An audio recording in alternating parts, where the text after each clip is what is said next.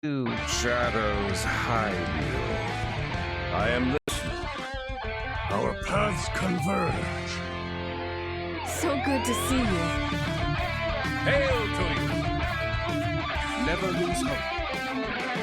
Here for a chat. I hear you. It has only begun. Fight on, friend. Hello and welcome to episode 331 of Concede, a Hearthstone podcast dedicated to making the competitive side of the game more accessible to you. It is Thursday, February 17th, in the evening here in the East Coast US, though if you are in the Asia time zone, then it is the morning, which is good because you're playing the Masters Tour today. Good luck. From Gadsden, New York, it's me, Ridiculous Hat. From Nomergana, Ohio, it's Edelweiss.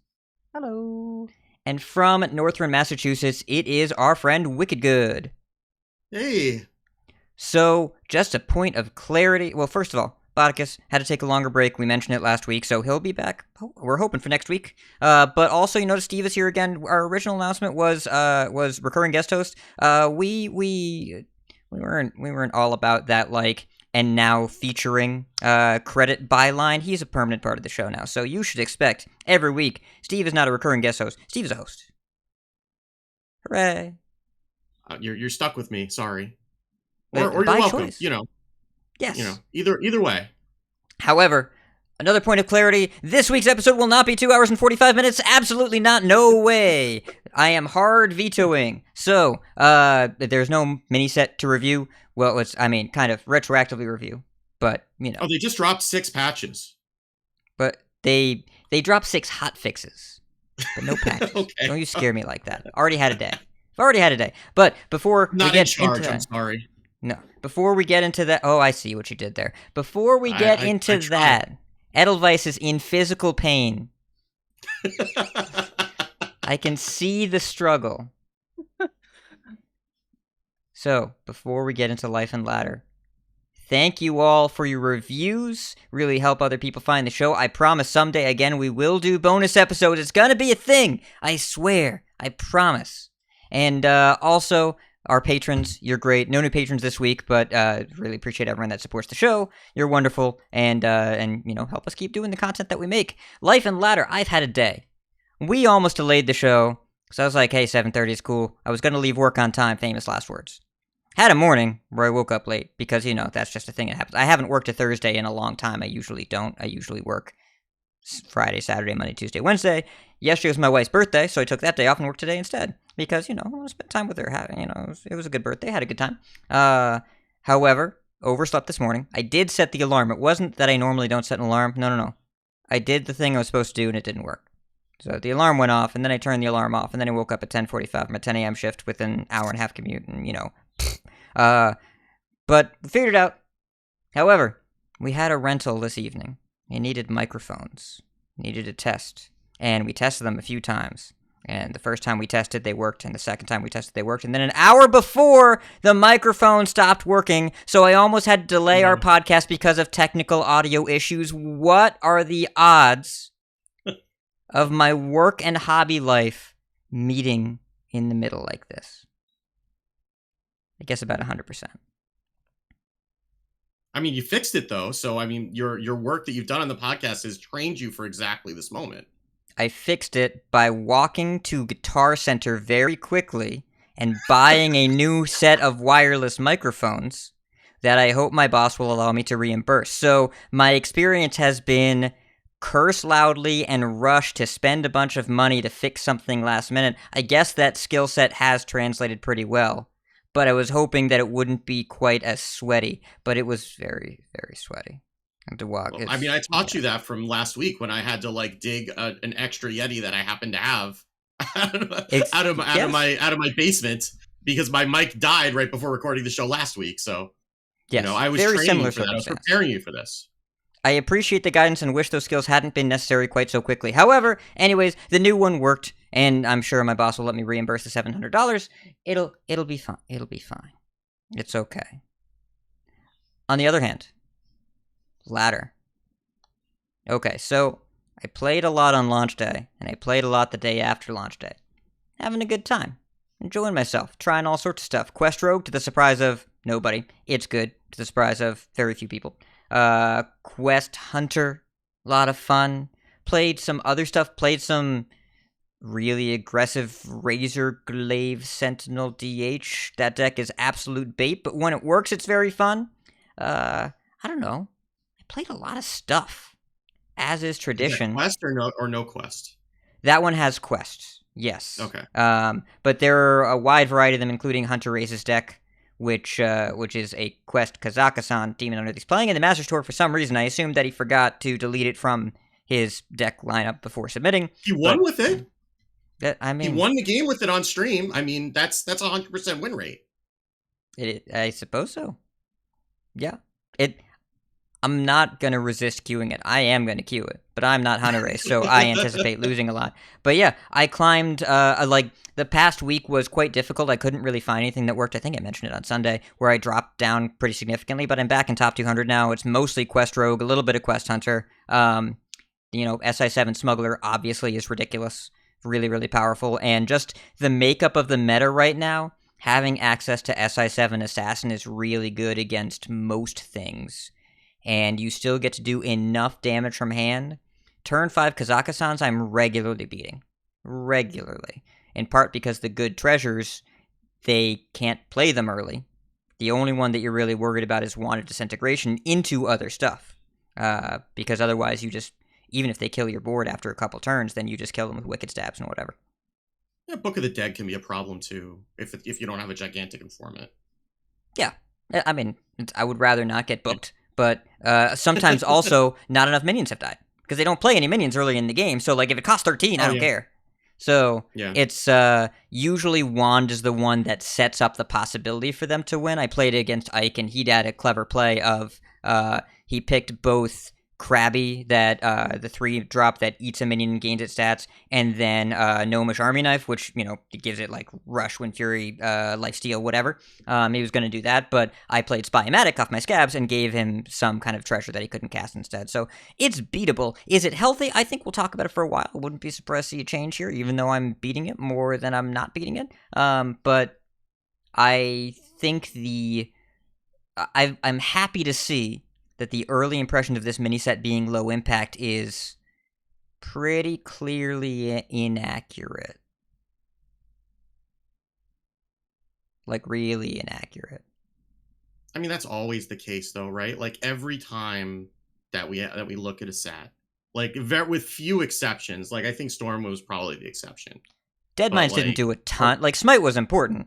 No, I'm talking about, like, any set. Like, not even mini sets, but, like, any set. Oh, sure. But it's in recent memory. Like Deadmines had like Smite and Edwin, right? Like that was kind of a big deal. But any of the mini sets, people look at them, they're like, it's not going to do anything. It's like, no, it probably is. Like, I mean, we see usually it's like there's one. I think the phrase I used was newly viable deck, right? There was a deck that was like not good enough that it becomes good enough, like Elemental Shaman and Quest Warrior.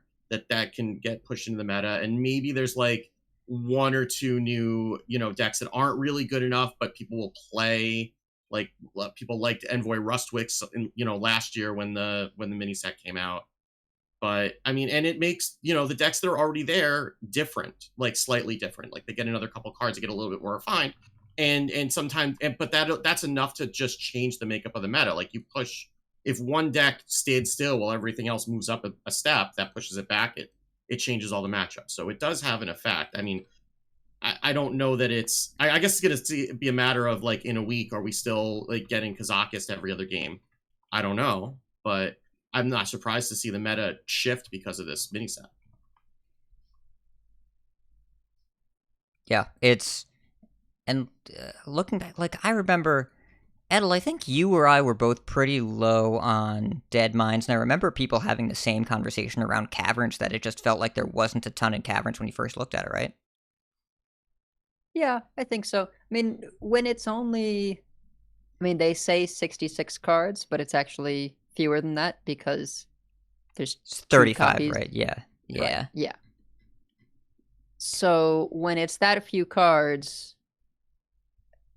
it's not going to be huge sweeping shifts not necessarily a ton of like new decks invented. I think Kazakusan is pretty unique in terms of it being a legendary that is so transformational for all these different classes. I mean, Smite helped out aggro for sure, as you say, but it's a lot less flashy. It's not so much a build around as just a finisher for a bunch of aggressive decks. It like helps more aggressive decks be able to exist because they have a way to close out, but it's not the same kind of impact, I don't feel like. Yeah, it's Darkmoon Races. Is for anyone that does not remember, Darkmoon Races was more impactful than the set that it came out in. This was the real expansion, so this was like the high watermark. So I'm not gonna like everyone thought it was great, and it was great. But I remember the dialogue around Caverns, Dead Mines, and Lair being that it looked lower power level, and Caverns I think overall still had an impact, but was generally, I think that's accurate.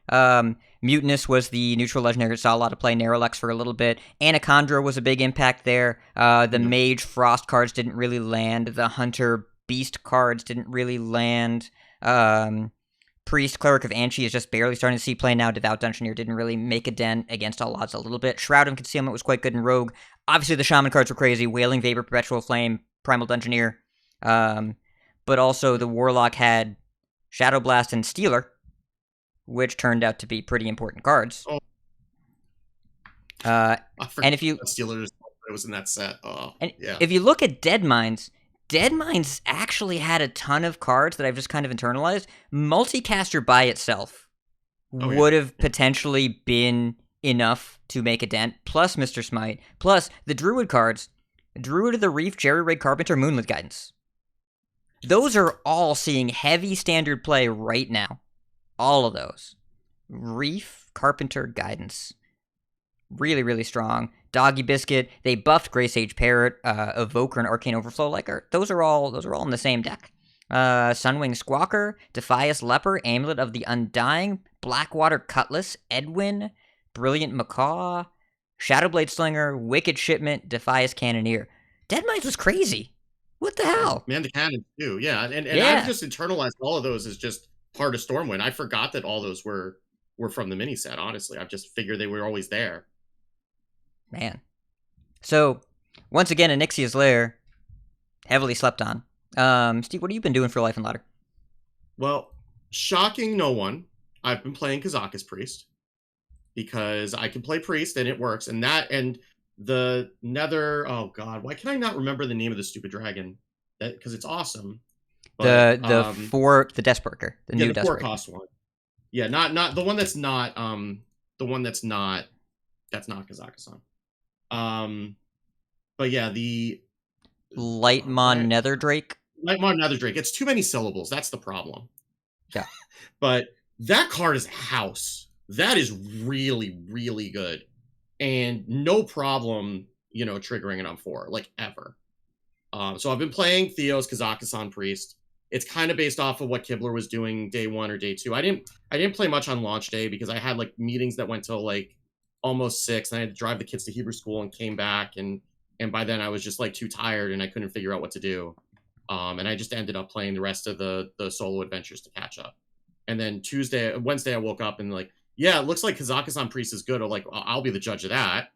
And Kazakusan Priest it's not as good as Druid, but like you have Insight and you have Draconic Study. So you can get Kazakusan down on like 5 or 6 pretty regularly.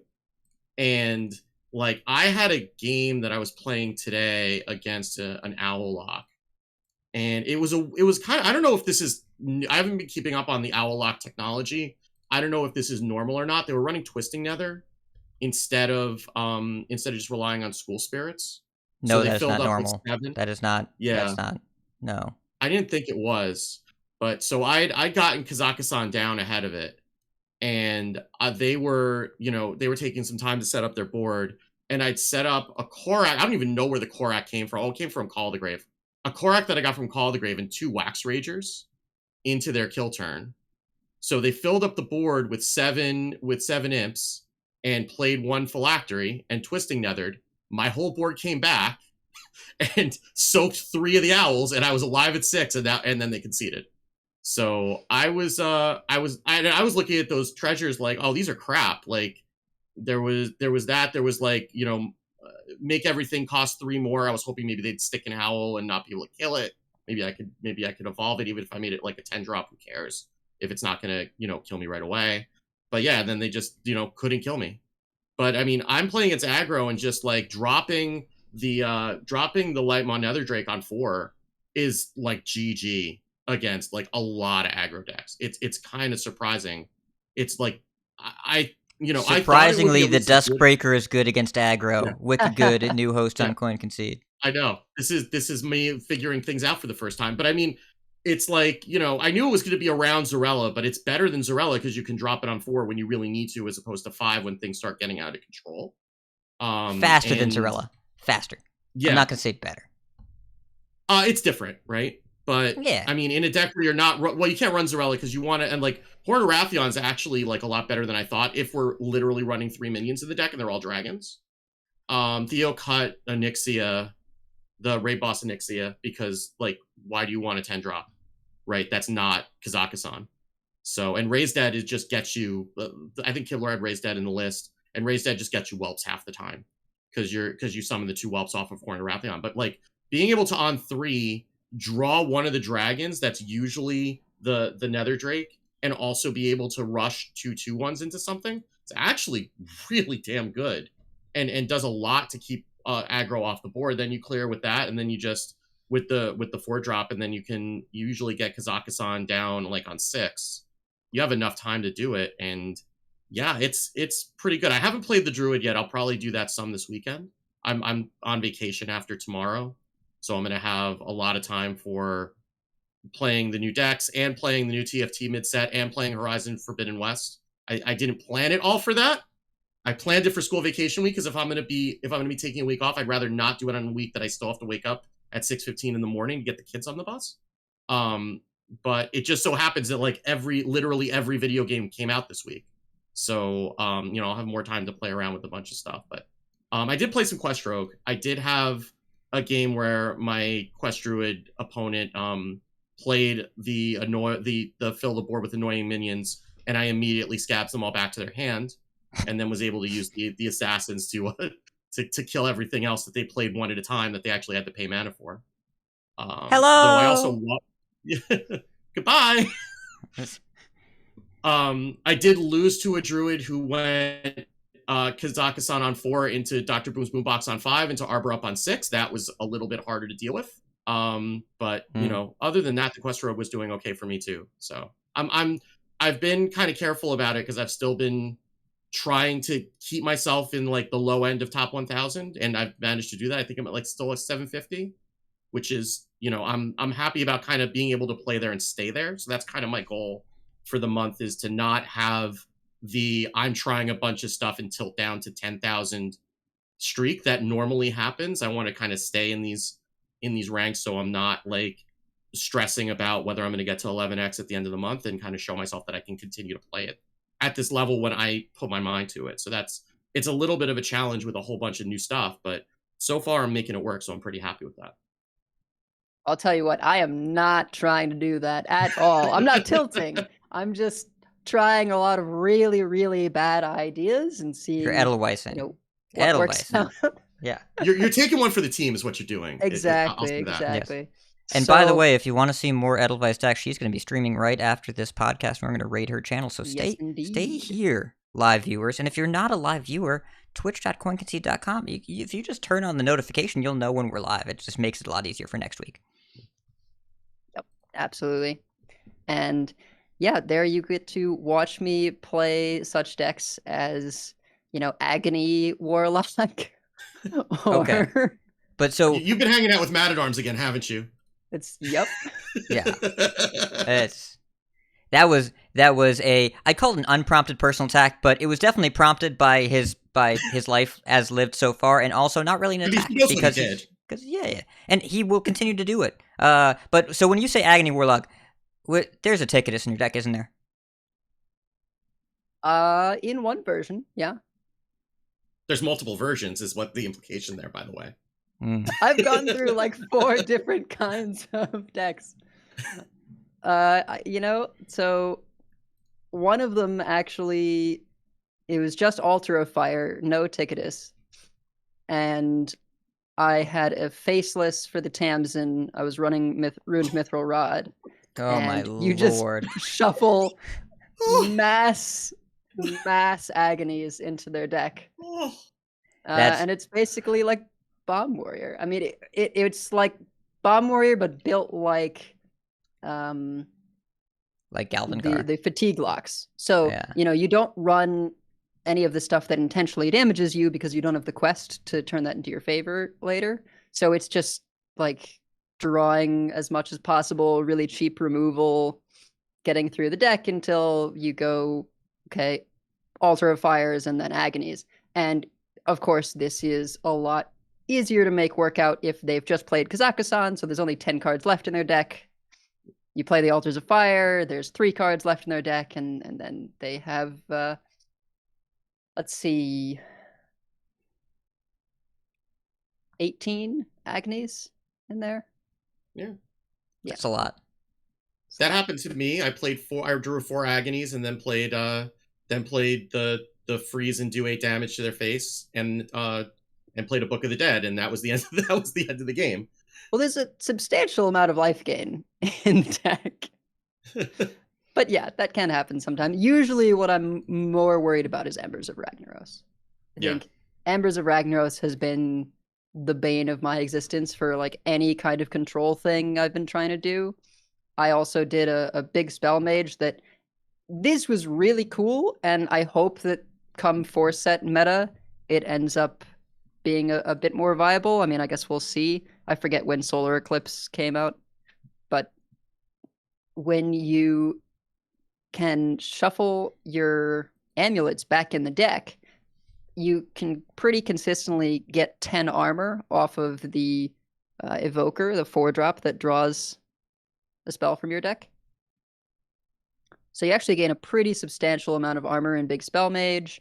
The addition I thought you were talking about Druid. You were talking... Yeah, you said Solar Eclipse. No, because I don't want to get Solar Embered. Oh, okay. Yeah, you're not going to... Yeah, that rotates. That but also, you talked about amulets and armor gain, and I was like, oh, Druid, and then I was like, no, wait. You're talking about mage cards. Yeah. And no, I was playing mage, and I was losing to Solar Embers of Ragnaros. Yeah, basically every Druid card that you hate seeing, with the possible exception of like Moonlit Guidance and Guff, they're all going away at rotation, like all of them. Oh, good. Yeah, well, in the slow Druids, Oracle of Loon, I believe, is sticking around as is Razor Main Battle card. But no Arbor up, which is kind of important. But, I have the tools to deal with aggressive decks. I've got Fire Sail. I've got, what is it, Deep Breath? Is that what it's called? Deep Breath, yeah. Which is honestly nice just to have an additional 5-cost spell to go with the ink set, because 5 mana is great for Celestial Ink set. You can very efficiently like play 1 5-cost spell, and then that reduces something else in your hand instantly. And I run 1 copy of Arcane Brilliance, which has actually been quite helpful, because getting it was better than I expected, WickedGood, just getting extra copies of Amulet to trade. What did you expect? I mean, that's your draw engine. Does not matter, but like being able to trade those back in so that they could get drawn by Evoker for armor, or when you occasionally get the objective off of a rune, you actually have like something big in your deck still to get cast. And before then, you have 5 mana, draw 1 card. Well, hang on. When you're going to put it like that, I guess it doesn't sound quite as appealing. You do get other stuff. Oh, right, sorry, 5 mana, draw 2 cards. You get a rune, and you get another Mask of Cthulhu or Mass Polymorph. And Mass Polymorph is pretty important with a lot of the treasures. And if you're running Deep Breath, then that's more spells that are in your hand to make Deep Breath better. That was the main thing, right? Was you actually need Deep Breath to do enough damage. I mean, against aggressive things, usually like just 3 or 4 is enough, but there are certain instances where if you want to be able to clear bigger things, you just need more spells in hand. So it's nice for that. I'm sure this deck wins plenty if it draws Overgrowth in the mulligan. So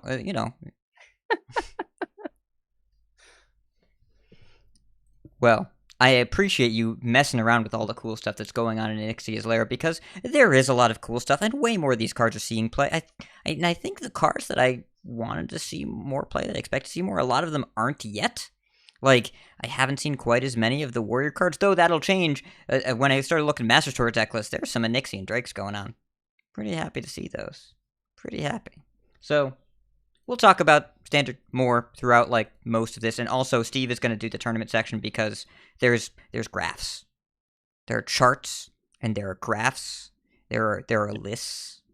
It's good stuff. You like it. But before that, we're going to go to the news. Gadgets and Gazette always gets the scoop. Hey, they made a mini set. They put it in the game. You can play it. For those of you unaware, what have you been up to? How's your week been going? Because everyone that's played Hearthstone, you probably realize that they took duels out of the modes menu and they put it in the top button on the front screen. I mean, it is great advertising for duels, right? Hey, if you want to play with these treasures, just put them in your deck. You can go play duels and do that, right? Or maybe you don't have to play duels anymore to get to play with those treasures. Who knows? But also play duels, because duels is awesome. I'm in a run right now with Drekthar where I'm playing Quest Pirate Warrior, except whenever I draw a creature, a minion, I draw a second copy of it.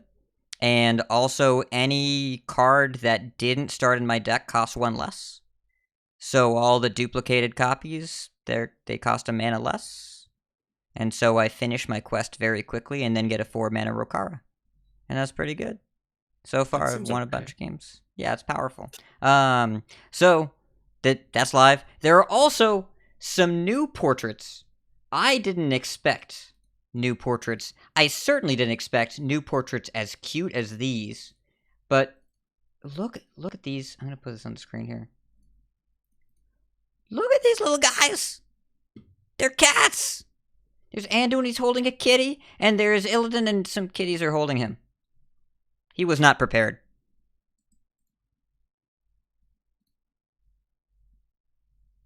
Steve, you bought Anduin. Oh, yeah, that was an insta-buy. Yeah. That was an easy insta-buy. Like, it's a priest portrait that is impossible to hate priest when you're playing against that card. Well, I mean, they probably can, but it makes it harder. I've found a way. Yeah. Yeah. But yes, But that was easy. Yeah. Yeah. It was a good purchase. I will say that as a player that likes playing minions on the board, the priest thing that's getting me right now, they play any minion, usually a Nesmani Bloodweaver, and then they go Shard of the Naru into Shadow Word Devourer, and all my stuff dies. And they have like a 2/14. And I liked it more when I had stuff and they didn't, instead of when they had a big thing and then I didn't have any stuff. And then they kill me with it. Or at least I actually don't know if I've ever seen them lethal me after they do that. Because they just go Bless Psyche Split, and then I'm like, I'm gonna go. Have you considered playing bigger things they don't die from the Devourer? I don't understand. Like 8/8s? Oh, like things that come out of Smuggler. Or like Scabs. Yeah. Yeah, I if I get to there, I'm pretty happy. Like, Questrogue's actually quite good against them, I think, because you just kill the stuff. Like, you just make it dead. Or you flash it and get rid of all the buffs or whatever. Yeah. No. But otherwise, these are very adorable portraits. I enjoy them. Also, there are a bunch of bugs and then fixes to most of those bugs. So we want to make sure that we go over what's going on right now.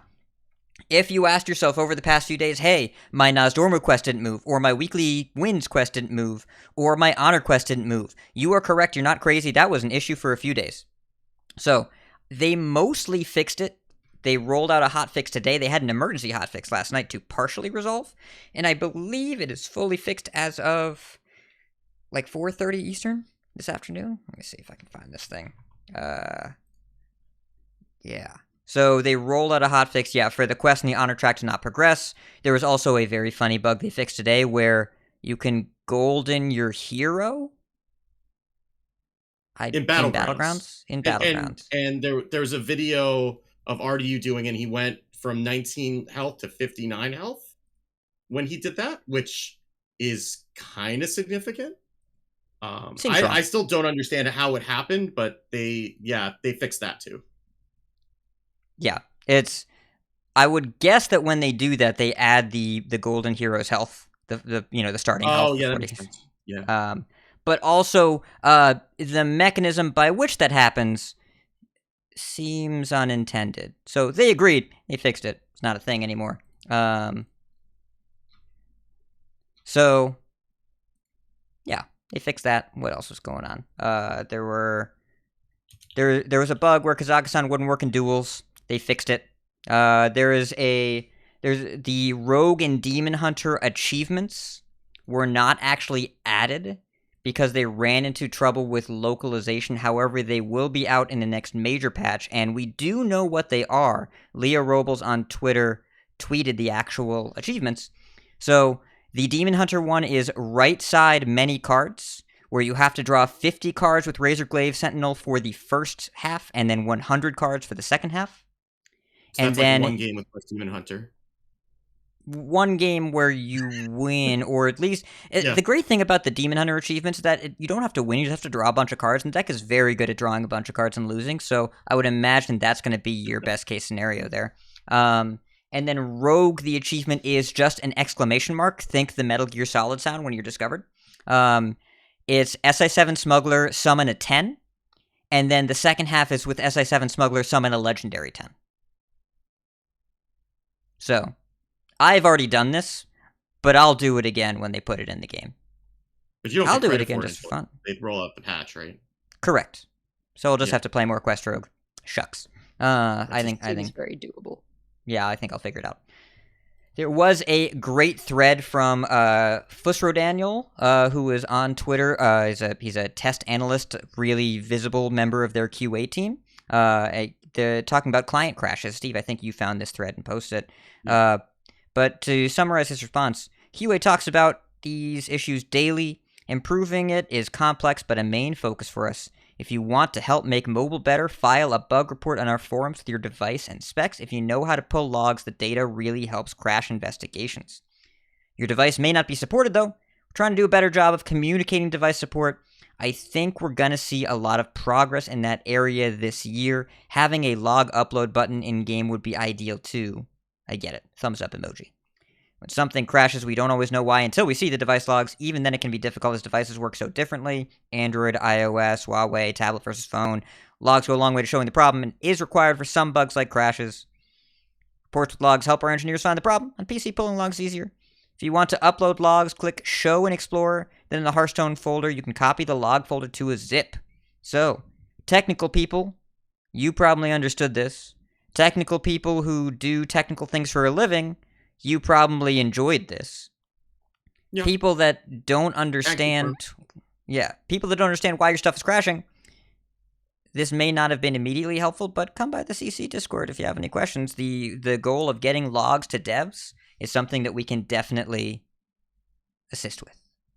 Yeah, and I can tell you as a developer, not a game developer, but a developer, like, when something causes a major issue like that, like, it is really nearly impossible without the logs. And you know, we all deal with it. Like, I have probably, like, once a stream at this point, I have something happen, right, where it's like a floating card or whatever.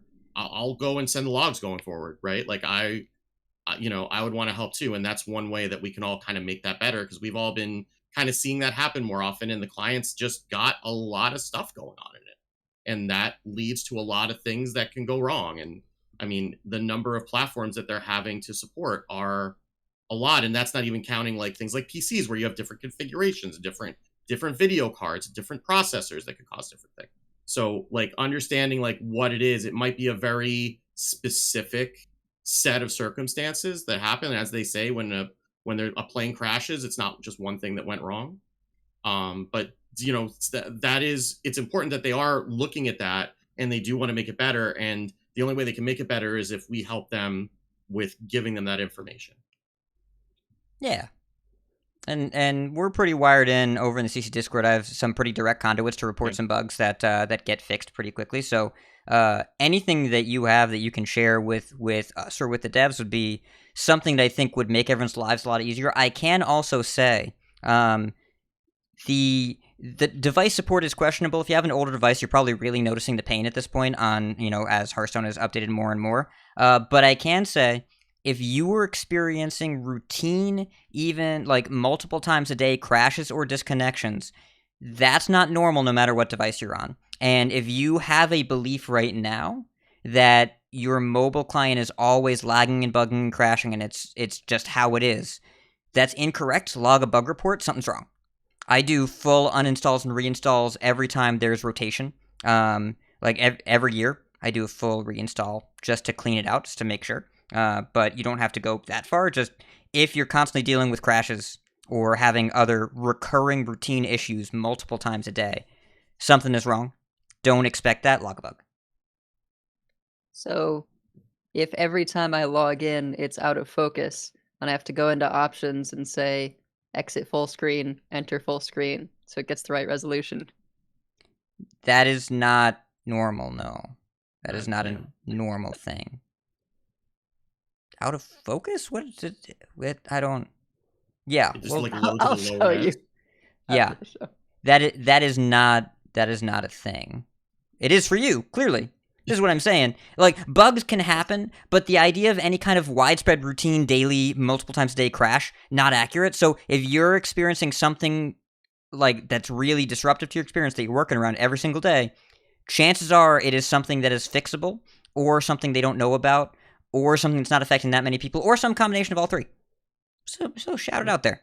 Give the devs the information. That way they can fix it for you, because they don't want you to have bugs. They want you to play the game. Yeah. What else? The Mercs rating cap. For you Mercs players.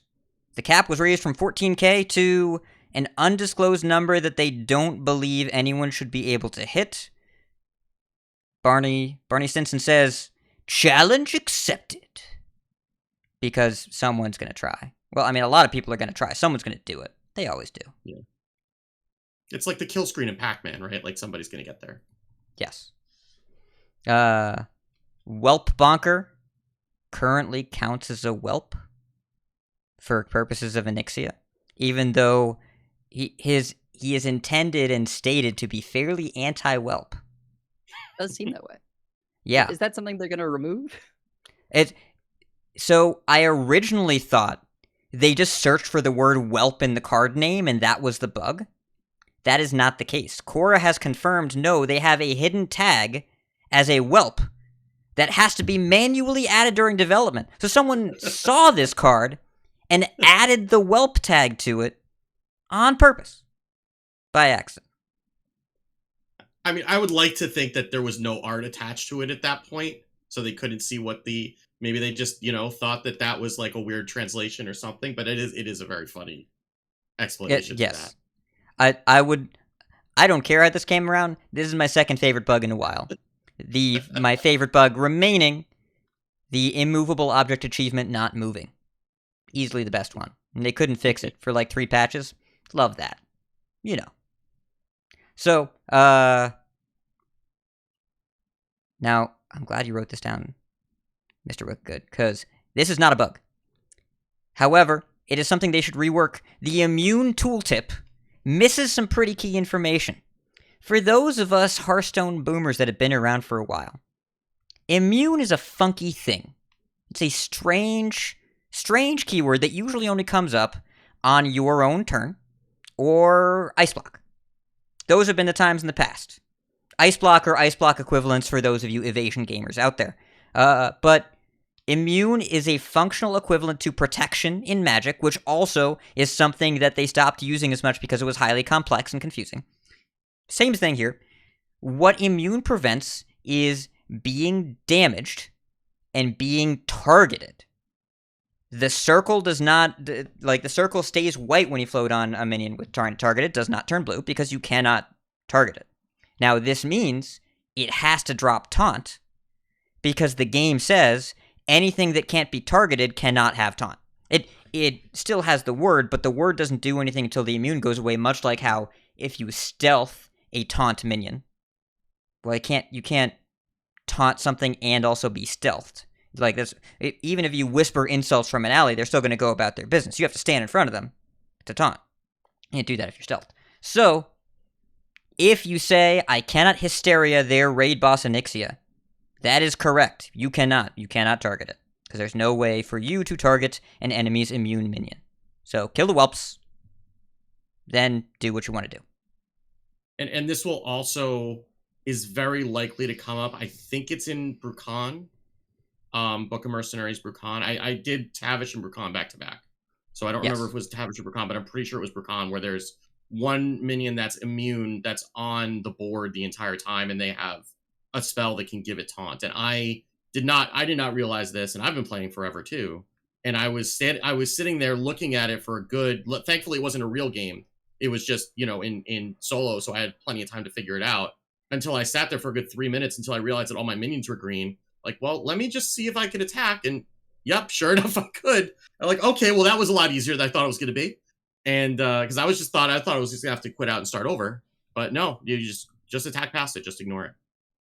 Ruining all the dreams of people who are like, let's give a whelp stealth and give Onyxia a taunt, and then they can't do anything. Yeah. No. Take that, aggro. Oh, whoops.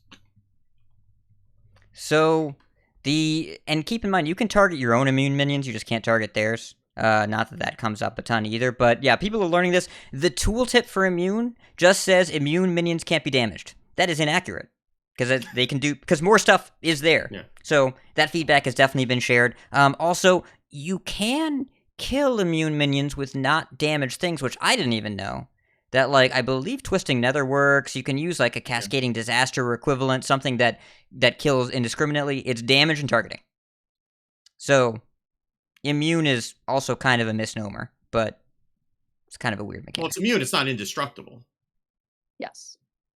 Which is why, at one point in an application, I submitted indestructible and explained how it was different from immune and could open up interesting space, but...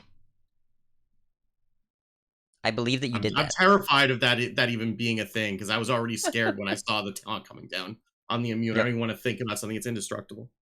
Yep. And also, I will note, immune things can be hit by, random damage. If you Mask of Cthulhu into an immune Onyxia, it can get hit by an immune missile and it will not do anything. So, it won't try and dodge the immune minion either. Yeah. Or what else? SI7 Smuggler currently counts itself. SI7 Informant currently doesn't. They'll fix it to make them both work the same way. My guess would be that this is going to be a Smuggler nerf and not an Informant buff, but the wording on both will be changed. Gallon did clarify there won't be any changes to card interactions that drive current power level before the Master Store, which competitors were glad to hear because they already didn't have enough time. And there's one more bug, Sidon, the Scarlet, the 2/2. So the bug in the show notes says it's currently not doubling hand buffs. That's not quite true. The doubling in the hand buffs is dormant. So, okay, let me explain. Oh God.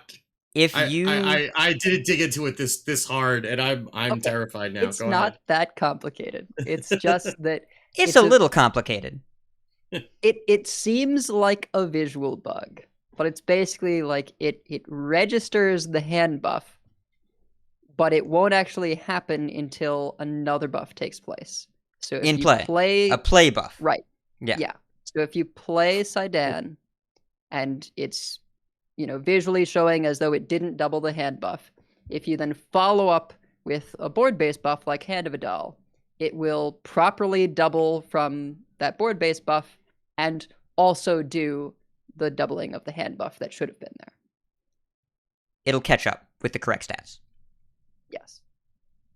So I like math, and it's too much math for me. It's not how the card should work, but if you want to get full value out of your Sidon hand buffs, then just play any buff spell on it after it's in play, and it'll catch up all the hand buffs. They will fix this, but that's how it works right now. Weird, I know. Yeah. Okay, we're caught up on bugs. A lot of the news is in the tournament section, so, you BG grinders, the lobby legends, that is news, but that's in the tournament section. But, yeah. Speaking of tournaments, we have a tournament expert here. So let's go let him do that. It's the grand tournament!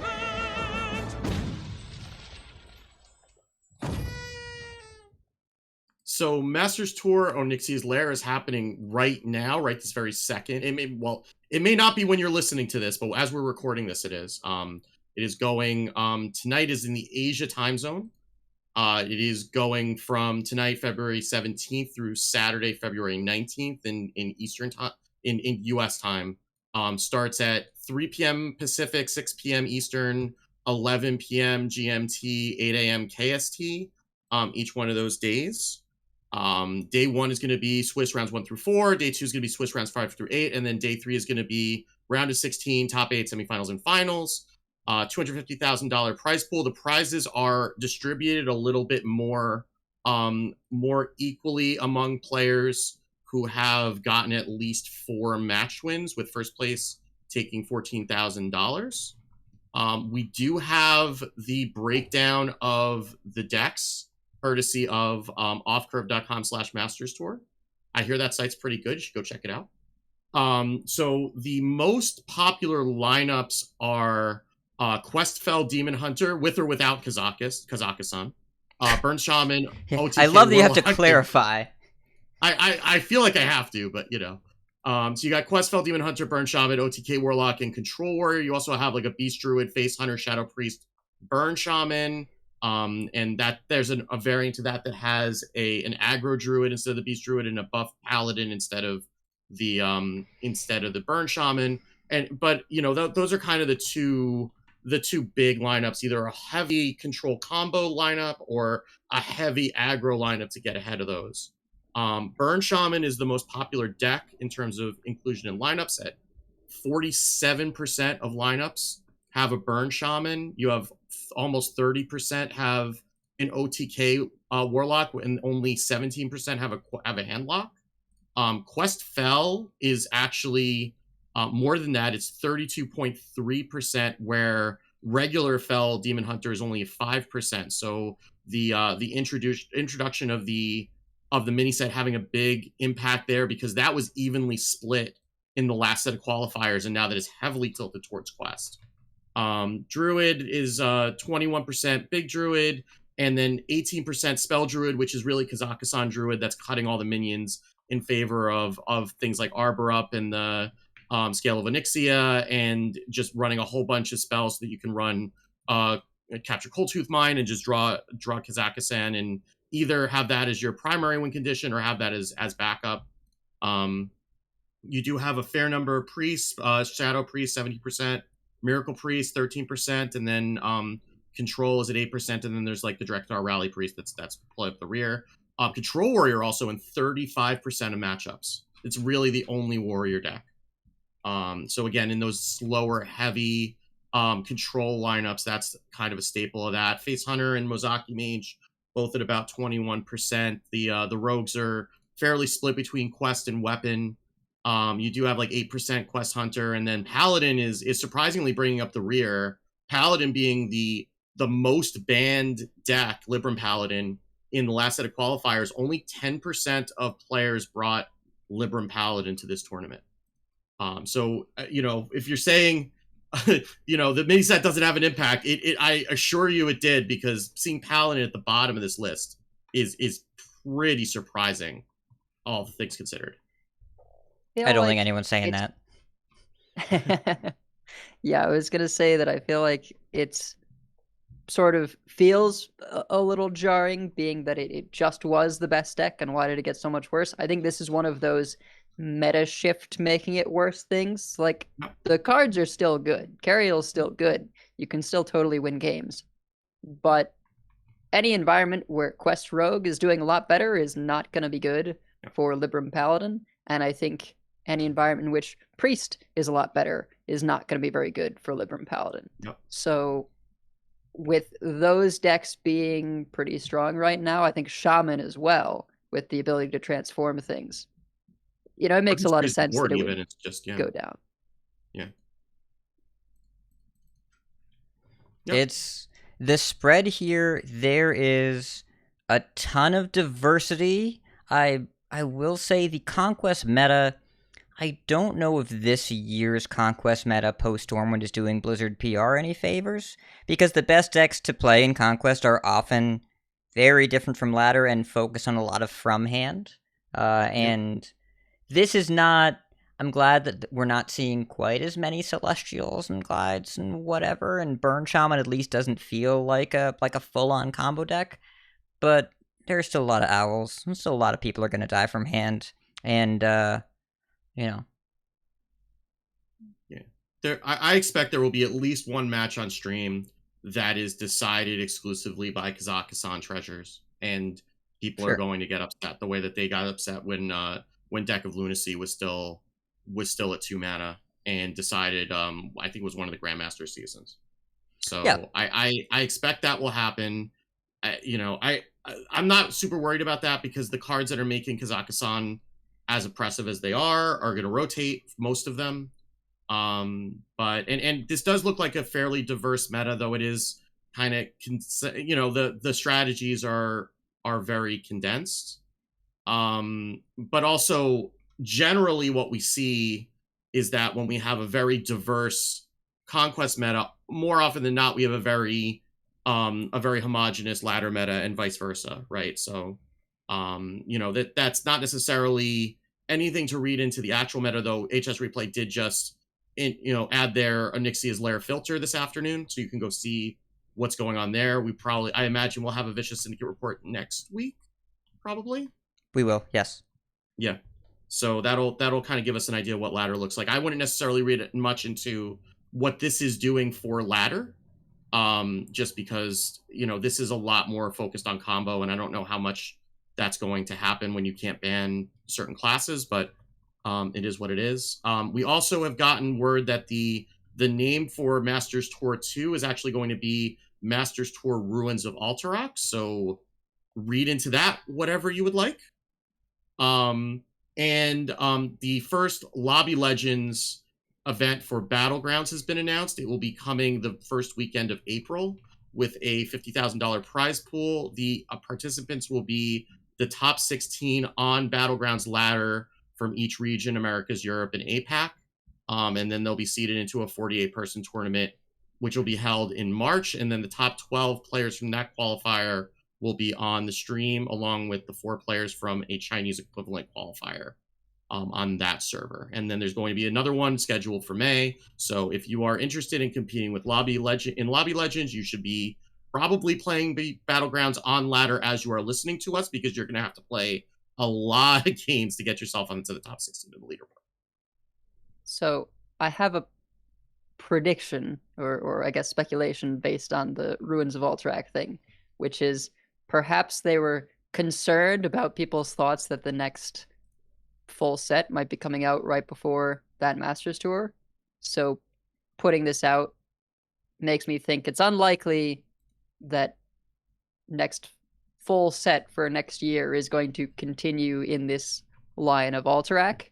So it's probably just referring to like the end of this meta, and we'll have that Masters Tour and the next set will follow, which makes much more sense in terms of a timeline.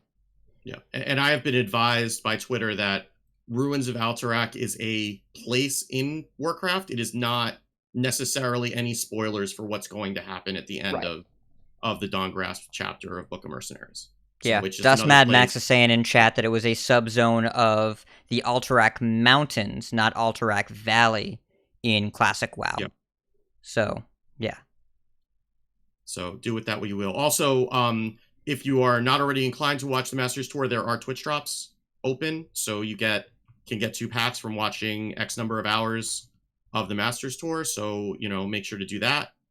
And then we do not have any qualifiers this weekend because the Masters Tour is going on. Those will resume next week, and then we will see how the Masters Tour has affected the Conquest meta.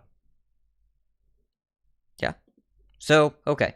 A few notes, a few questions, a few comments. 1. There's a rule in the Masters Tour this week that I find strange. Yeah. It is about if you are playing, what are the 4 classes? It's the 4 classes that got a new skin in the past. So Demon Hunter, Priest, Druid, and I forget what the 4th one is. Mage? It's not Mage, is it? Is it that Jaina skin? I don't remember because I only saw the Priest bundle. So yeah. I didn't see any other bundles once I saw that line. You had Priest blindness. Druid, Demon Hunter, Priest, and Warrior. Yeah. Yeah. You have to play the new portraits in those classes. That is a rule. Is there a game loss penalty? I don't think there is. I wasn't really specified what the penalty was, I've been helping out the Pony Dojo with some data collection, so I've been seeing some of these conversations going on in their chat, and they've been talking to the officials, and they basically said, well, we'll let it slide if you're not on stream, but if you're on stream, there's going to be some sort of a penalty. It wasn't really specified what it was. I should note before we go any further, they're on super accounts. They have access to all the portraits. So sure. It's not like they're being asked to spend any money for this, but they are also being asked to lock the portraits, lock the deck list with the portraits attached, which seems like an extra step when you already have players who are mostly messing up their sleep schedules to be able to play in the Masters Tour and are already cramming to get deck lists, the lineups, submitted ahead of the deadline with less than 48 hours to prepare, and putting another hurdle in front of them for questionable marketing benefit. It seems dubious. Yeah, for me, that seems like the kind of thing that I understand from like where they're coming from in terms of marketing, that like that is a way to give these more exposure so people can see them in action and then maybe be interested in buying them. But I don't think there should be any penalty, certainly. And if I were to implement it, I would say the route, once it's been determined who's going to be on broadcast, to say, hey, you're going to be on broadcast. I see that you have, these classes. Could you please equip this skin? Like, you generally pick who you're going to have on broadcast, like the round before. So, and then if that round's stream ends early and so you have to go to another one, they don't have it, like, okay, no big deal, right? But if you just get whatever is going to be the main feature match has that, and you let them know beforehand, I think that's fine. The thought of anyone getting a competitive penalty because they forgot to equip a cosmetic, while they're, as you were saying, rushing to get deck lists put in, just it boggles the mind. That feels so wrong to me as a former TO. I mean, we have things from like Language Hacker said that he missed deck check-in deadline because, I mean, again, everybody's messing up their sleep schedules. So it's like just like one more thing when you really want the competitors to focus on competing, right? Like I don't want them to have to think about this. If you have something that, then, I mean, ideally the client would just do it, but that ship has sailed. But at least like make it easier for them and don't make them worry about it when they're scrambling to get their decks in. They have to do whatever prep they're gonna have to do, like you said. Just do it then.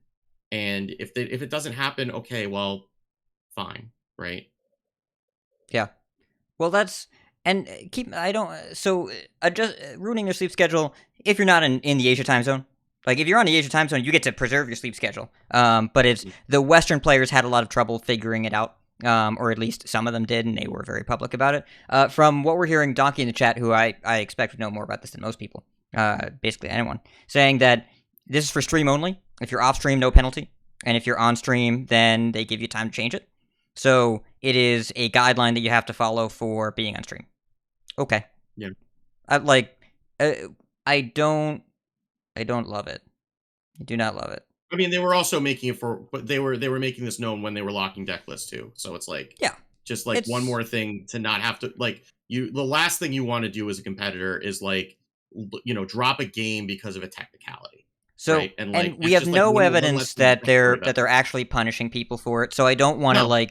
yeah. Yeah. I don't want to give the idea that people are Yeah. Um, I'm not suggesting that they would, but you would be worried about that, right? Because when you hear penalty, that's generally where your mind goes, right? Yep. Right. So that's like And one more thing to think about and possibly mess up. And Hunter Ace got a game loss today because he didn't have a webcam. There are a bunch of players that registered late and got a game loss because they don't know time zones, because they didn't realize that a lot of them would be starting on Thursday night on the East Coast of the U.S. So a lot of players just missed it.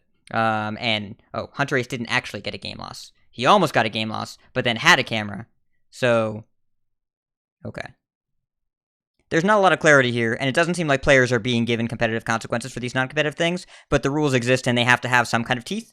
So, the portrait rule, I am a lot less enthused about. I get it, but also, Edelweiss, you're very clear about wanting to have lady portraits for all your classes, and being forced to not do that, like, it's kind of a bummer. Like, I don't know. Whatever. Apparently, Hunter Ace set up his smartphone for his camera. Good for him. He was in Oh, portrait mode. yikes. Yeah. It looked like a TikTok video. Yeah. So second thing, Lobby Legends. So, okay, very excited to see this. However, this was announced yesterday, and to qualify, you have to be one of the top 16 players on the February 22 Battlegrounds ladder. Yesterday was February 16th. The last day of February is February 28th. That is approximately 12 days. And by approximately, I mean it is 12 days. So that's abrupt.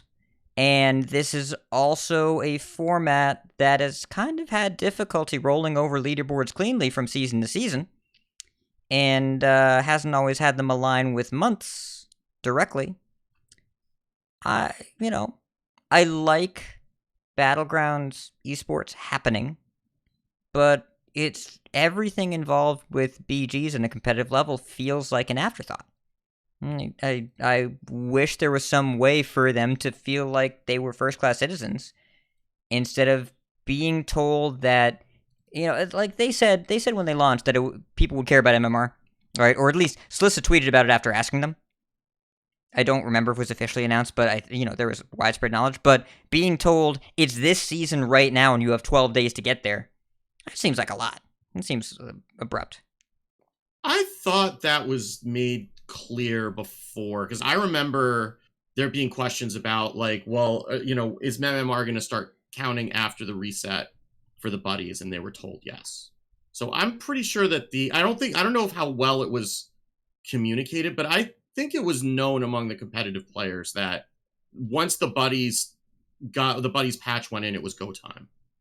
A lot of the players who are generally inclined to try to compete for that, it was known that it was going to be ladder qualification, and there was an understanding that it was going to be as of the reset. So I think the players who were inclined to do that were already grinding ladder as soon as the buddies hit.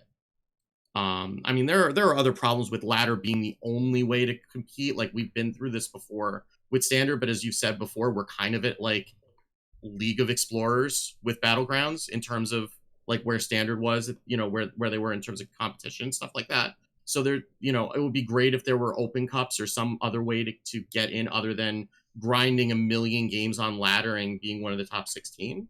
But I don't know that it's, again, I'm not as plugged into the Battleground scene as some people, but I feel like I remember that being a thing, and those players are already trying. And those players are those players who are competitive, they're grinding MMR anyway. They're playing a few fewer games than they otherwise would, or they're more likely to take a break if they're tilted. But I would imagine they're already driven to try to get themselves up on the leaderboard anyway, and this is just kind of going along with that. It's driven, yes. Did they know they had to set themselves up for success this month? No. Yeah, fair too. And from what I can tell, Jay Corrects in chat, he's a regular here. He's number 36 on EU right now.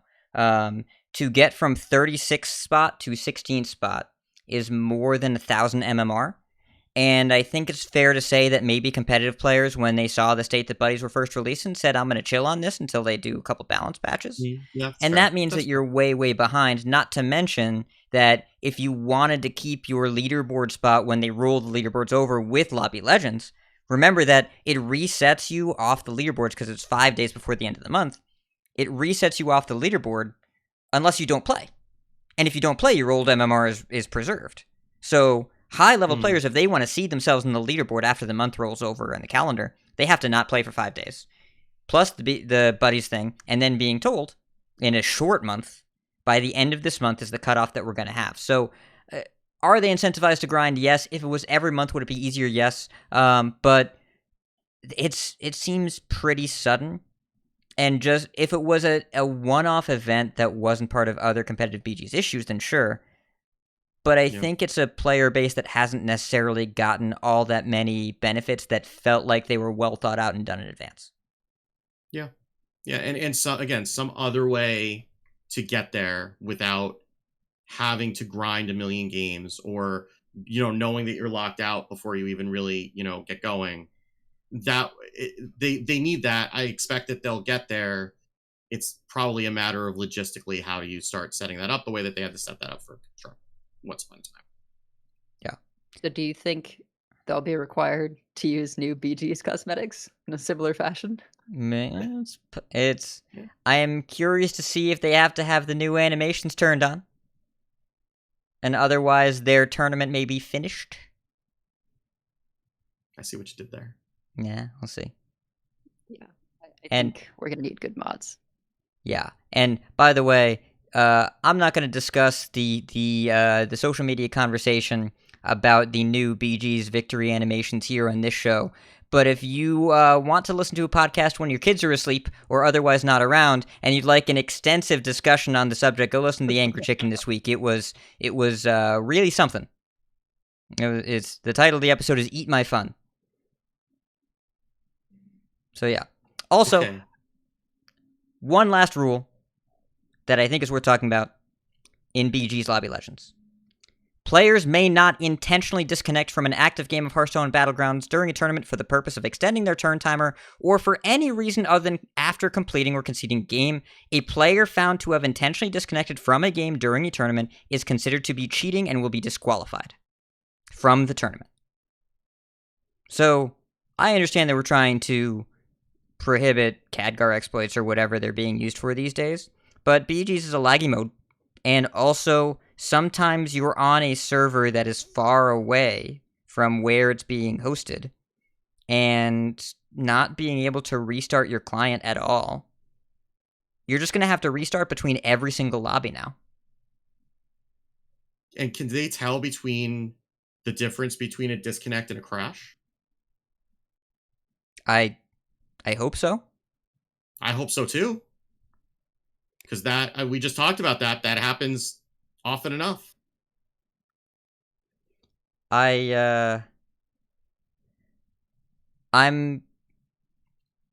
curious about how this goes. I like the idea of saying no disconnects for, exploiting tokens and turn timers. Sure, I'm about that.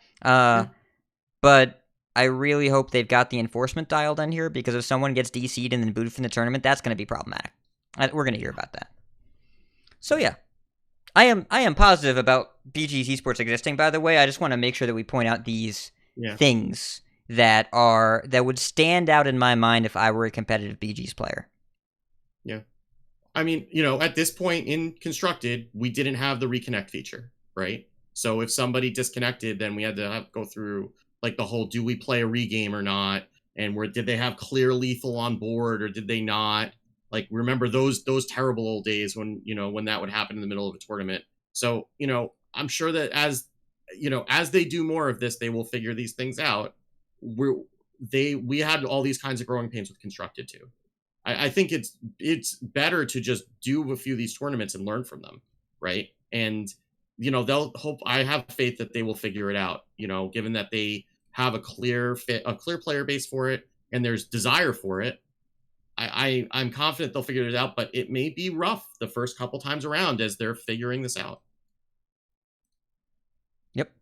It's going to take a little while to figure out, and just these are things that stand out to me right now, but at least they're giving it a shot, which is more than we can say for all of BGs before now. So, okay. Or Wild or Mercenaries or, Well, we're talking about events that are getting tournament support, though, so maybe we should not bring up those other ones. All right. I'll put that GD back in the bottle, yeah. Yes, but at least Duels is getting some tournament support because Kazakustan's in Standard. We should talk about that more. Let's go to Decksplanations.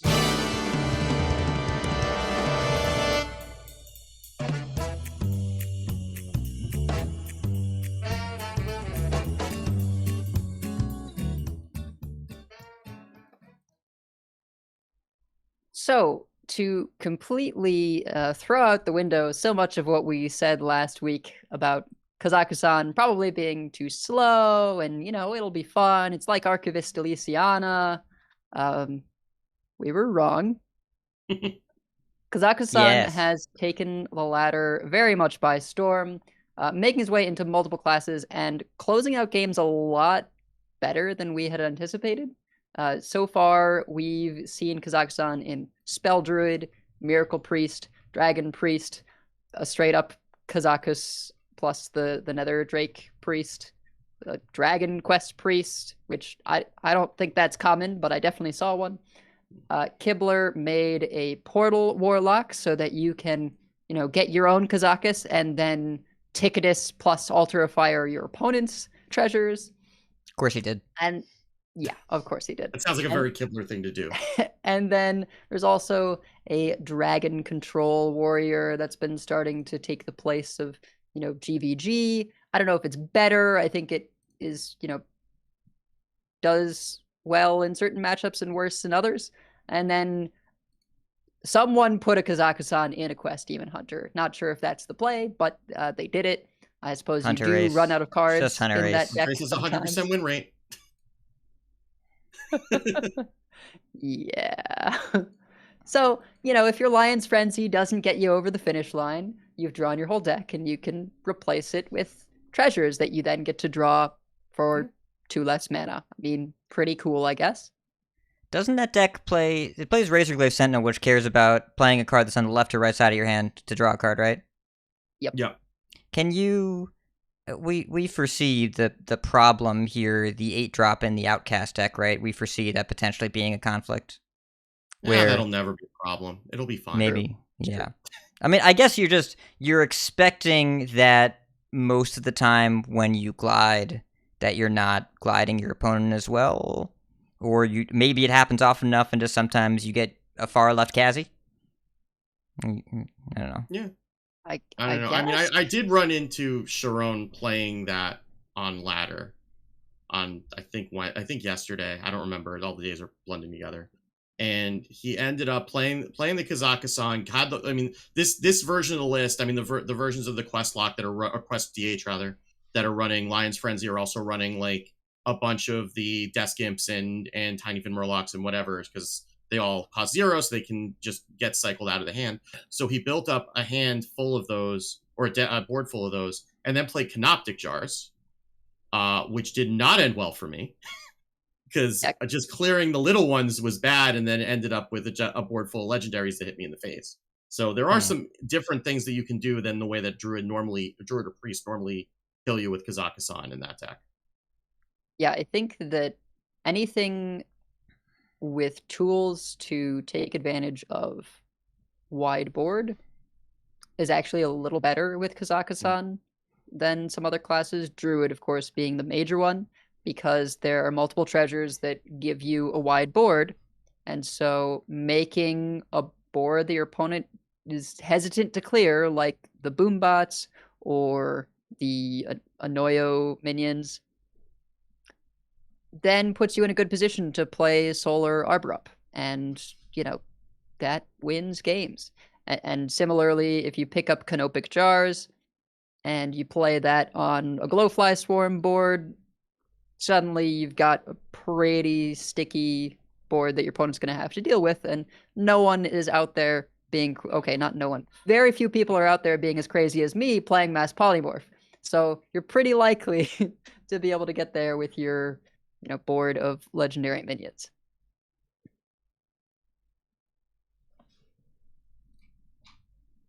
Yeah, I've seen. I mean, so we're recording this Thursday the 17th. I understand people are hungry for rotation. I understand that Kazakusan is a very powerful, splashy effect. However, power level concerns aside, I don't even have that many of those, but I understand that it feels kind of samey right now. This card's cool as hell, and I'm glad it's good. It's a little too good. Or at least the support tools that let you get here too quickly are a little too good. And, losing to some of these cards, there's just not a lot you can do at that point.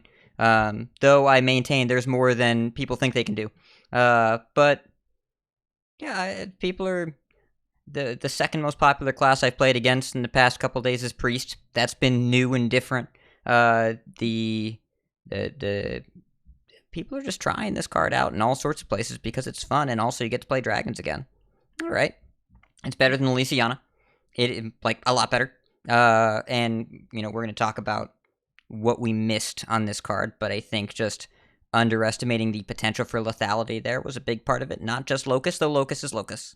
Like, if you see Locust on a Discover, just click it. Just click that card. Just click it right away. And this is kind of Druid's final form, right? Like, this is where Druid's been going. I mean, Druid's just been getting greedier and greedier. Guff helped a lot with that. Being able to go above 10 mana is like a big deal. And Druid's clearly the one that's using the card the most.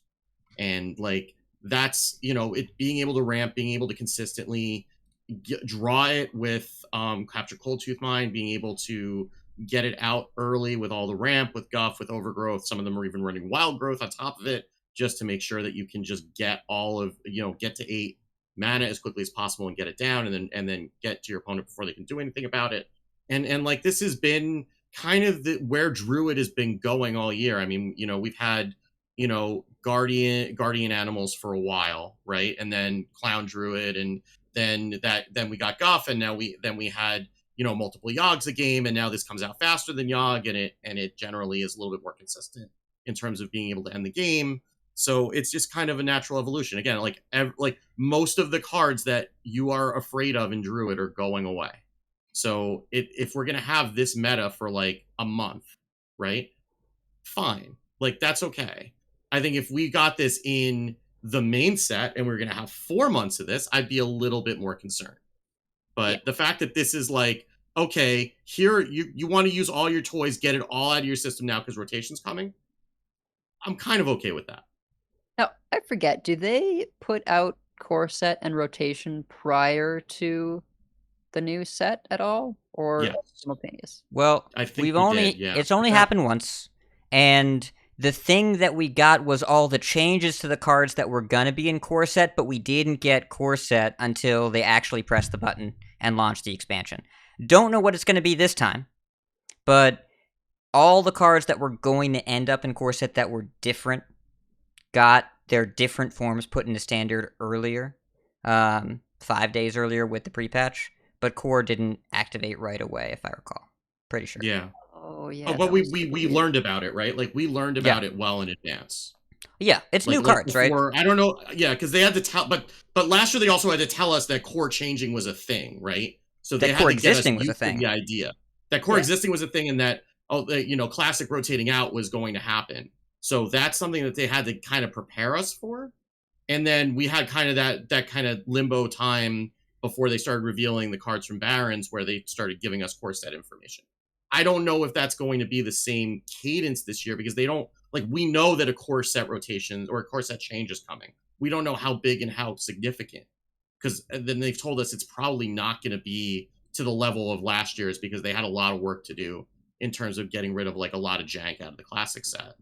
But I would expect we would probably know the way that we've known, like, whatever changes we're going to, major changes like Baku and Geng going to the Hall of Fame, like that sort of thing. That's generally been announced like around when the new expansion came out, or like, certainly before we started getting to card reveals. Yeah. And what they've done in the past couple of years is the 5 days-ish before rotation with pre-patch, they usually do some kind of de facto event I believe, I don't remember if it was last year or the year before, where they did the Great Reversion, where they reverted all the cards that were rotating to Wild, and they were in Standard for a few days. I think that was last year, where we had Standard Charge Warrior. Pretty sure that was, yeah. Yeah, and they did Yeah, that the year was before, too, when they did the Priest rework. We had, like, a week where the Priest rework was live in the prior, Yes. and, you know, before the Standard year rotated. Yeah, because I tried to submit Combo Priest to my THL lineup that week, and it didn't go very well for me because there was no Combo Priest, because they rotated all of it 5 days early. So, yeah, I lost that match. But anyways, so I'm not sure if I'd land on they should leave for 6 weeks. I would manage personally. I don't know if everybody would. But we should talk about, what did we miss? What was different from how we thought about Kazakusan versus how it is? So something that I suspect is that we underestimated basically how good Discover is in this instance. Like, yes, there's a bunch of treasures, but because you get 5 instances of Discover, yeah, sometimes you can get 3 misses, but usually you're able to pick up things that are gonna be good against what your opponent is trying to do. By the time you play it, you know what your opponent's doing, so you can know, okay, I need a Wand of Disintegration. I know my opponent has no transform, so I'll take a Wax Rager. And Banana Split is pretty solid in general. If you get it with Wax Rager and you know your opponent has no way of dealing with it, like, that is a way to close out the game. So you're able to, a lot of times, tailor the threats to what your opponent is doing, at least with 1 or 2 of them, and then just take the best option in other cases. And like you were saying, I mean, we knew that Locusts was going to be the best one. It's just, I keep forgetting that card has Twin Spell. It's so much damage. It's so much damage. Unstoppable damage. You can't do anything. Yeah. Like, unless they exactly answer it with Rancor, it's just insane. Well, and even well, if okay, they do, there is one answer that I found out by accident. I had a Renling's rifle, and they took a treasure, and I picked an explosive trap. Got him! We got him! Nice. Wait, so... Oh, it summons all of them, and then they attack in sequence? Yeah, well, one of them tries to attack, then they all die, yes. Right, okay, but it's not like it summons one, it attacks, it summons the second, it attacks. I believe it summons them all, and then they attack. I believe so. Yeah. Well, I mean, if you didn't take any damage, then that must be how it works. I believe the trap triggered, and then they left the game. So I don't actually have conclusive results there. I saw the trap trigger, I saw the explosive go off, and then I saw them leave. I'm going to say it works. But that's true, I didn't actually see it play out. Well, so the other thing is I did some math. I know I said I was too tired for math, but I did math. Well, I went to the hypergeometric calculator, and it let it do math. And so there's 29 treasures, right? So there's a 10% chance of getting any one of them offered to you in any one of the 5 discovers. So you combine those together, if you're looking for Locust specifically, right? Like that, when you have 5 shots at it, and then it's, I'm not going to go into like the probability of, because I don't know, it does remove it from the pool once you pick one, right? Do we know that? Yeah, it's, I believe, if you're looking for one specific treasure and all 5 discovers is 45%ish. Yeah, so that's pretty high, right? Like, if you want Locust, you've got a coin flip to find it.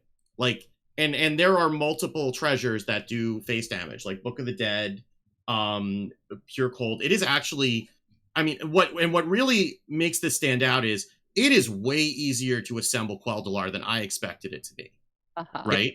Like, if you see Hilt or Blade of Quel'Dalar in like one of the first 2 options, just pick it, because you're very likely to find the other one, and then that's a house, right? If you haven't seen it, it's a 6 mana 4/4 weapon that does 4 damage to all enemies when you attack. So if you attack face with it, it does 4 with the weapon and then 4 with the effect, and it does 8 total. So that's a lot. So like, that's when it really struck out to me, like, wow, it is way easier to get what you're looking for than I thought it was going to be, because of the 5 discover effect, and it's taking 1 out of the pool, so it's improving those odds for something else once you've taken 1. Yeah, and I was a little more down on the Gnomish Army knife when I saw that they changed to Rush, but it doesn't matter because a lot of times, like, they stick something, and then it becomes this situation of like, gosh, I can't leave up a mid-sized minion, or like they take Wax Rager, and suddenly it has Wind Fury, Taunt, Divine Shield, Poisonous, Lifesteal. I think the last one is Stealth. So sometimes someone will play that and then Banana Split. And so the ones that they don't use that turn because there's nothing to rush into just have Stealth. It's a nightmare. Yeah. So there's a lot of synergies within the treasures themselves. And then I think Spell Druid takes most advantage of the treasures because it's a board-based deck, because they have Solar Eclipse. And because they can exceed 10 mana, so you can do things like, okay, my opponent has no minions, Solar Embers of Ragnaros, you're just dead. Yeah. Or Canopic Jars on the board that you already made, make a sticky board, finish with Arbor up. Like, there's just a lot of flexibility in terms of how Druids can choose to close out the game with treasures.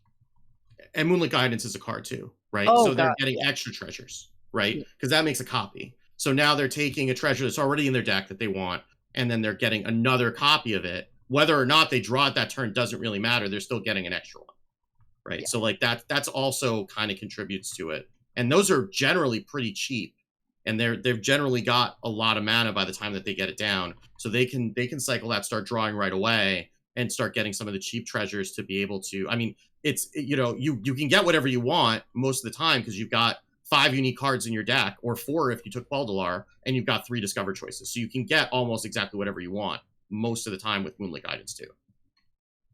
Yeah, and something that I think has been actually really cool from this being so powerful was, rather than just thinking, oh, people are going to discover this off studies in Miracle Priests, like, we've got Miracle Priests running Nether Drakes and Kazakus. We've got ones cutting the Nazmani Bloodweaver, so it's not even Miracle Priest anymore. It's just like it's Control Priest. It's just Nether Drake control. Yeah. You can actually play, and like the Warrior deck is full. Like it's just Elysiana Warrior, and it actually looks like the second best Kazakusan deck. The Priest archetypes they looked at, the win rate so far on HSR and all the Priest archetypes filtering for Onyxia's Lair at Legend rank is under 50% on the Dex tab. The Druids are above, and the Warriors, small sample size, also above. The Priests are, in the high 40s, but they're all below 50%, so Warrior might have some real promise. Yeah, because Priest you can just brick, right? Like, the thing is with Druid, you're pretty guaranteed to get it out early. Like, you can just draw a Kazakusan off of the horn, and now all of a sudden you're getting it out on 7 if you Draconic Studies, instead of on 5 if you don't hit it with the Insight. Sometimes you just have it in your opening hand, and then you're kind of sunk because you need to get that Insight discount on it. And there's not really any great way to guarantee you're going to hit it with the Insight. You just kind of have to cross your fingers and hope. Keeping the other dragons in your opening hand helps some, but that's also kind of risky because then your Horn of Rathion doesn't do anything. It's a little bit easier to brick on it, and if you end up behind a Druid, you're done, right? Like, you need to be getting your Kazakusan down before they do, because you can't draw as quickly either. Like, you have Shard of the Naru, you have Gift of the Naru, you have you can play a Thrive in the Shadows. Like, you have some things that you can do, but not nearly as consistently and quickly as the Druid can. Yeah, I think another piece of what makes the Druids powerful, now that people are learning, hey, don't just turbo it out with nothing in hand. Like, people are starting to realize, oh, hey, I want to, yes, I've drawn it off Capture Cold Tooth Mine, I could bloom it out, and sometimes that's the right thing to do, but many times you actually want to fill your hand up with cards from your deck, because you're going to lose those, and then have all these things so that you can use the treasures for pressure, and then your hand for extra value or finish the game, have these other tools. Because if you just turbo it out and then you get rid of your Solars, you get rid of your Arbor Ups, all these really good Druid cards, it's a lot easier for the opponent to just deal with the treasures, and then you fatigue out because you gave yourself a deck of 10 cards. So people are starting to learn that they want to have more stuff in hand when they play the treasures, so that it's not, I hope my top deck treasures can save me. Yeah, and sometimes you just brick. I mean, you do sometimes just brick on the treasures, right? Like sometimes you just get offered junk. You're not getting offered Locusts or Embers of Rag. You're getting offered, Canoptic Jars when you don't have anything that generates minions, or the one that, or like destroy a minion and gain health when you're playing against like Mizaki Mage or something, right? And I mean that is the way to beat these decks too, is just play a regular OTK or play an aggro deck. You can sometimes get there, or not even sometimes. You can get there probably better than 50%, I would say. I mean, I've definitely lost to Mizaki Mages. I've lost a lot to Quest Demon Hunters just killing me. Playing as Priest. I haven't played much as the Druid, but I played plenty as Priest. And you just don't get your stuff down quickly, but it's not always enough, and they have enough you're giving them time usually to just draw instead of pressuring them most of the time. So that's the downside of playing against an OTK deck. If they get to do their thing, then they get to their win condition faster, and their win condition is generally more powerful and more consistent than yours is as Kazakusan. Yeah, and it's easy for them to dodge Mutinous because if you're a Rampant Druid, you're typically playing it before your opponent ever has a chance to play Mutinous. It is really funny if you're playing a deck that can get Mutinous out earlier to just say, hey, you played Capture Coldtooth Mine. I know this will get rid of your Kazakusan. But if they stick it out, sometimes they can still get there with Glowfly boards. So what's interesting when I look at these stats, and this is still, we're talking small sample size land, stats warnings, disclaimers, whatever, but going back to earlier when we were talking about if this was the meta for 6 weeks, I'd be fine. I mean, I could make it work, right? We could all make it work, and also part of that would involve the fact that every video game is coming out in the next week. So we're 8 days from Elden Ring, so for those of you listening that are looking forward to that game, I'll see you in April. Have a good time. Horizon Forbidden West coming out this Friday. So for tomorrow. Yeah, tomorrow is this Friday. Today is this Thursday. So for all of you that are playing that, I'll see you next year when you finish it. But if we're looking at current standard, there's still a wide variety of options. There's still a bunch of different things you can do. If I look at the HS Replay meta overview of the Spell Druid is the 8th best deck at Legend last one day. Shadow Priest, Beast Druid, Burn Shaman, Aggro Druid, Face Hunter, Poison Rogue, Quest Rogue, Spell Druid. However, Smork, slightly slower Smork, Burn, Smork, Poison Rogue, Quest Rogue is kind of Beast Druid speed, Spell Druid. For the people that were unhappy about the quest being linear cards that enabled late game states where there was no opportunity to successfully react to what the opponent was doing. I mean, you all see where I'm going with the sentence, right? Because if you have Stormcaller Brukan and Kazakusan, it's the Office They're the Same Picture meme. Anything that happens after these cards are played, it's going to be a goofy game where you're fighting an uphill battle and just hoping every single turn not to die and then probably dying. Not always dying, but probably. So, the meta has plenty of options. And I really, as a player who plays a lot of aggro, none of the aggro decks right now feel good. They win a bunch. But after about turn 4, it feels like you're, again, fighting an uphill battle every single turn. Just your opponent usually dies, just barely. But it doesn't feel great. Even when you win past a Snowfall Guardian, it's a feeling of relief. Not a feeling of, oh yeah, I showed him. But, so I can play these decks and I can beat Kazakusan Druid. But should that be the paradigm right now? Probably not. Should Kazakusan be seen this frequently? Not this fast, not this early. If I look at the HSR tab for class popularity, Ramp Druid since Onyxia's Lair is 15% of the meta, Spell Druid is 12%. I don't know how many of those, if the Spell Druids are all Kazakusan, if the Ramp Druids are misallocated, not Kazakusan, or they are, it's just the Solar Cenarian deck with the new card in it. And if I look at Vicious Syndicate stats for the last one day in Legend, 31% of all decks are Druids. 31%. right? That's a bunch. That's a lot of Druid. And there are like 4 different good Druid decks. Plus other fringe stuff. Like you could play Anaconda if you really wanted to, and like it's not bad. You could do that. But ramp, spell, aggro, and beast are very common, and right now ramp and spell are happening a lot. And if we're looking at the players that were concerned about Quest Warrior being both too on rails and too powerful at the end of the game, slam ramp spell, play big dragon, kill you with card that wasn't even made for this game mode, probably not something that should define the experience for 6 weeks. Yeah, I mean, I did say I went into Blister Guy's Discord today because he had posted he got in the Legend with Quest Rogue, and I was playing it some this morning, and I said I've never done a raid in WoW, but I imagine that beating a Kazakus Druid with Quest Rogue is how like beating a raid boss feels, and that's fine. I don't know that you want every game to feel like a raid, right? Like that's. The feeling of playing against it is awful because you're just hoping for variance to go your way.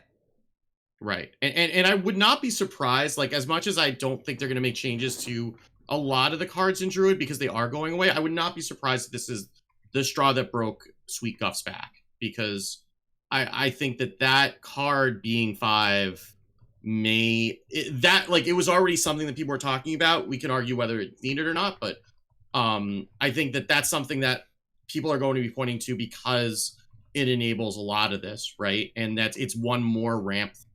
So I wouldn't be surprised if that's what gets them to, at least temporarily, take a look at Guff and say, maybe this shouldn't be at 5. Although I would like to point out, while it would make him come out a little later, make him a little worse, Capture Cold Tooth Mine then makes it very easy for you to go highest, Kazakusan Guff, while still playing Glowfly and Arbor Up. I made a goofy Kazakusan deck wherein that was my goal, was Capture Cold Tooth Mine highest. If I do that twice, I'll always get those 2 cards. But that meant not getting to run the powerful 5s, and so I'm definitely worse in that mirror because they have that board-based option. If Guff is 6 mana, now you just get to always... It becomes a lot easier to build the Druid around targeted drawing Guff, and that's a little spooky for another reason. Probably less so when Lightning Bloom is gone, right? Right now, the Boogeyman is kind of Bloom Guff or Bloom Coin Guff or whatever. It's without Guidance Bloom on Guff and then blooming it out. Yeah. Without Bloom, I don't think Guff is good. Like he's exactly.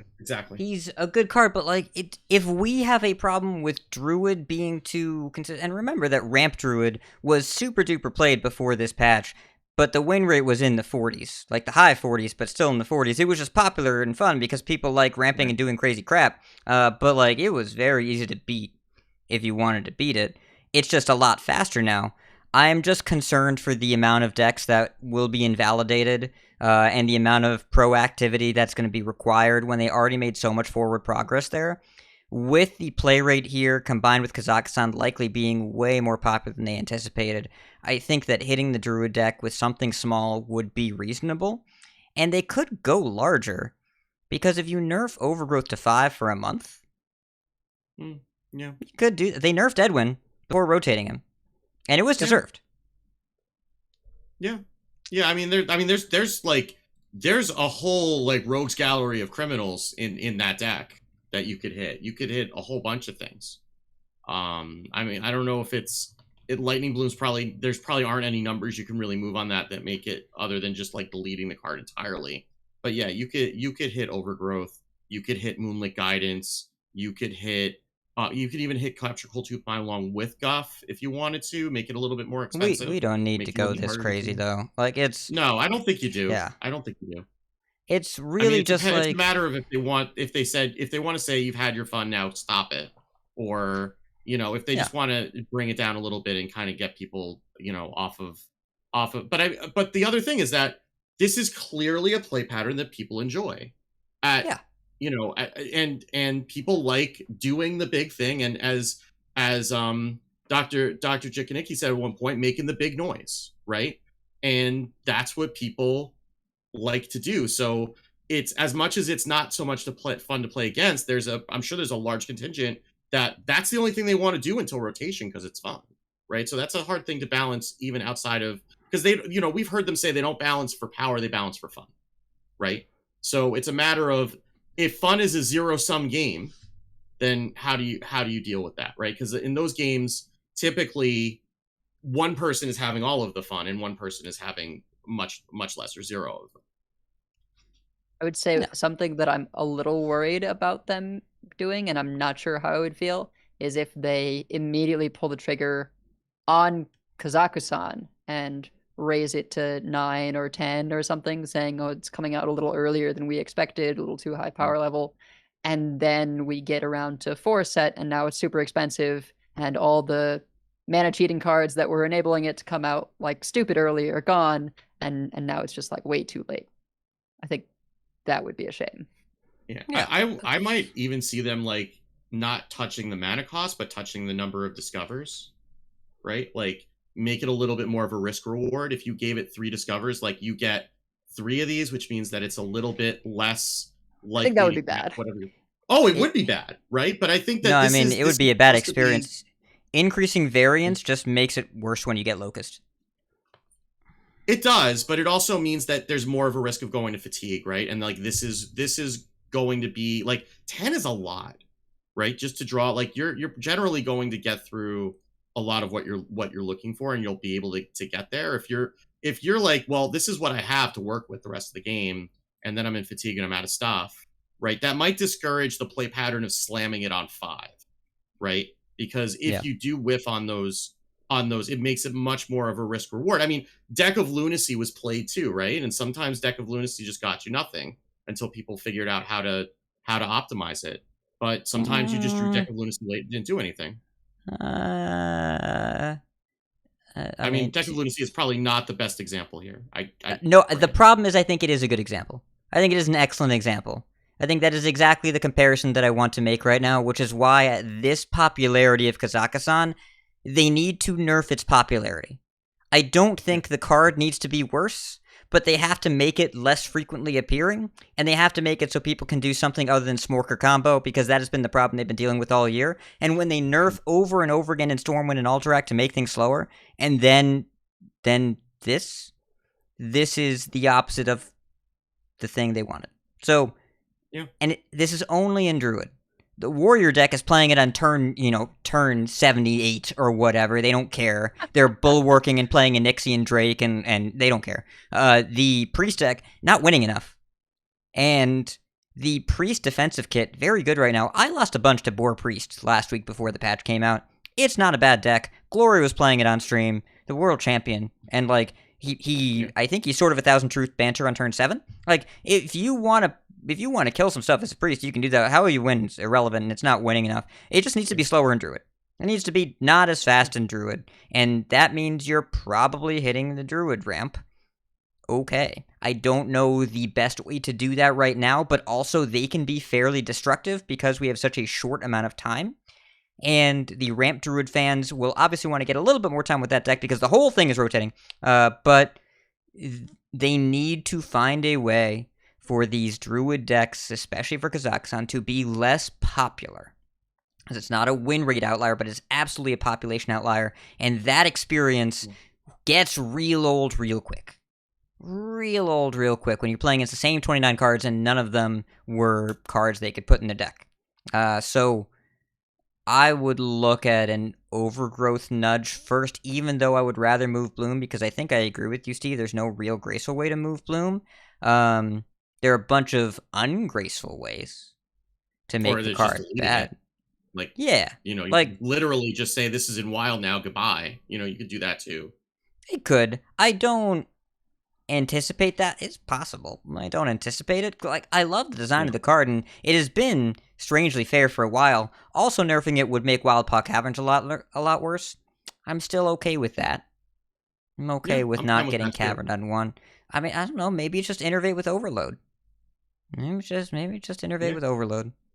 I mean, it would make Burn Shaman as a whole a lot worse because that's part of the win condition too, which is Quest also. Shaman too. I mean, that also. But I mean, Burn Shaman relies on on the overload to be able to overdraft for lethal. I mean, that would probably be, you kind of hit two things with one. So I mean, we saw like 45% of the tournament is Burn Shaman. So yeah, I mean, Lightning Bloom is a card with not a lot of knobs, so we've been fortunate enough that it has been surprisingly healthy for the whole time it's been around and enabled some cool stuff, but it needs to not enable Guff and Kazakusan in the same deck. So that is the card that I want to change, but they can't, so maybe Overgrowth is the one they hit, and they move it to 5, and then they make Druid way worse, and like, okay. Or maybe there's something else going on here that they'll be able to figure out. This is a meta that we can work with, but I think it is a little bit too limiting on the things that people were begging to get back for so many months. And Kazakusan is so sweet, and people are playing it in decks that are under 50% win rate.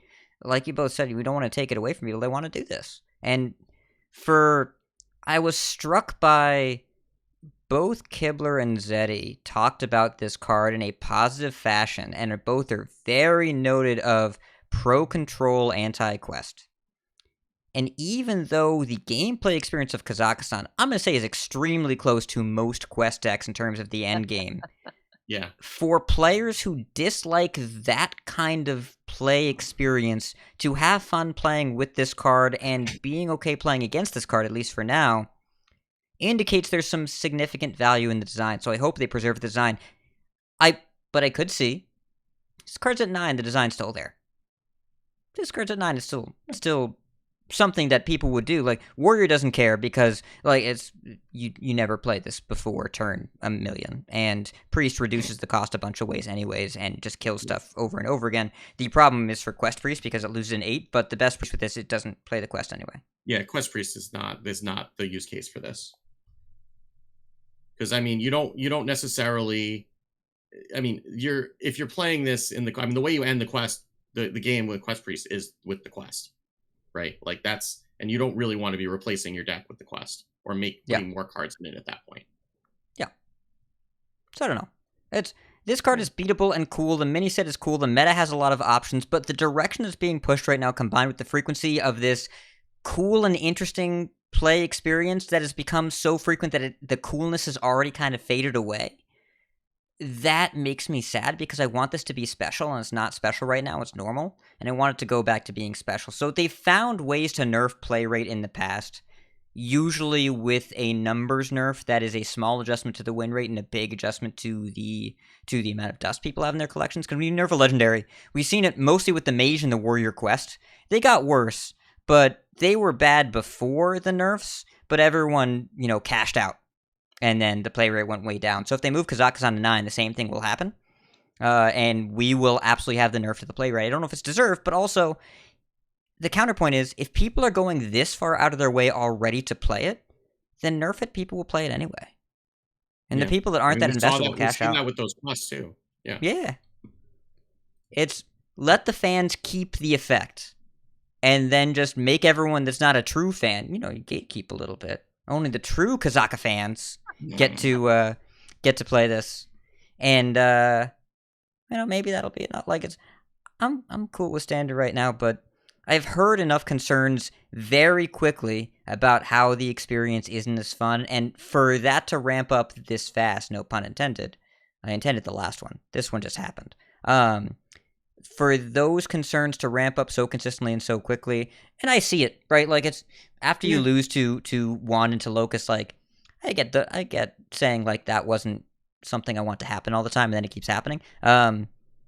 They should at least think about it. And if we're seeing the same play rate in 2 or 3 weeks, they're going to have to do something.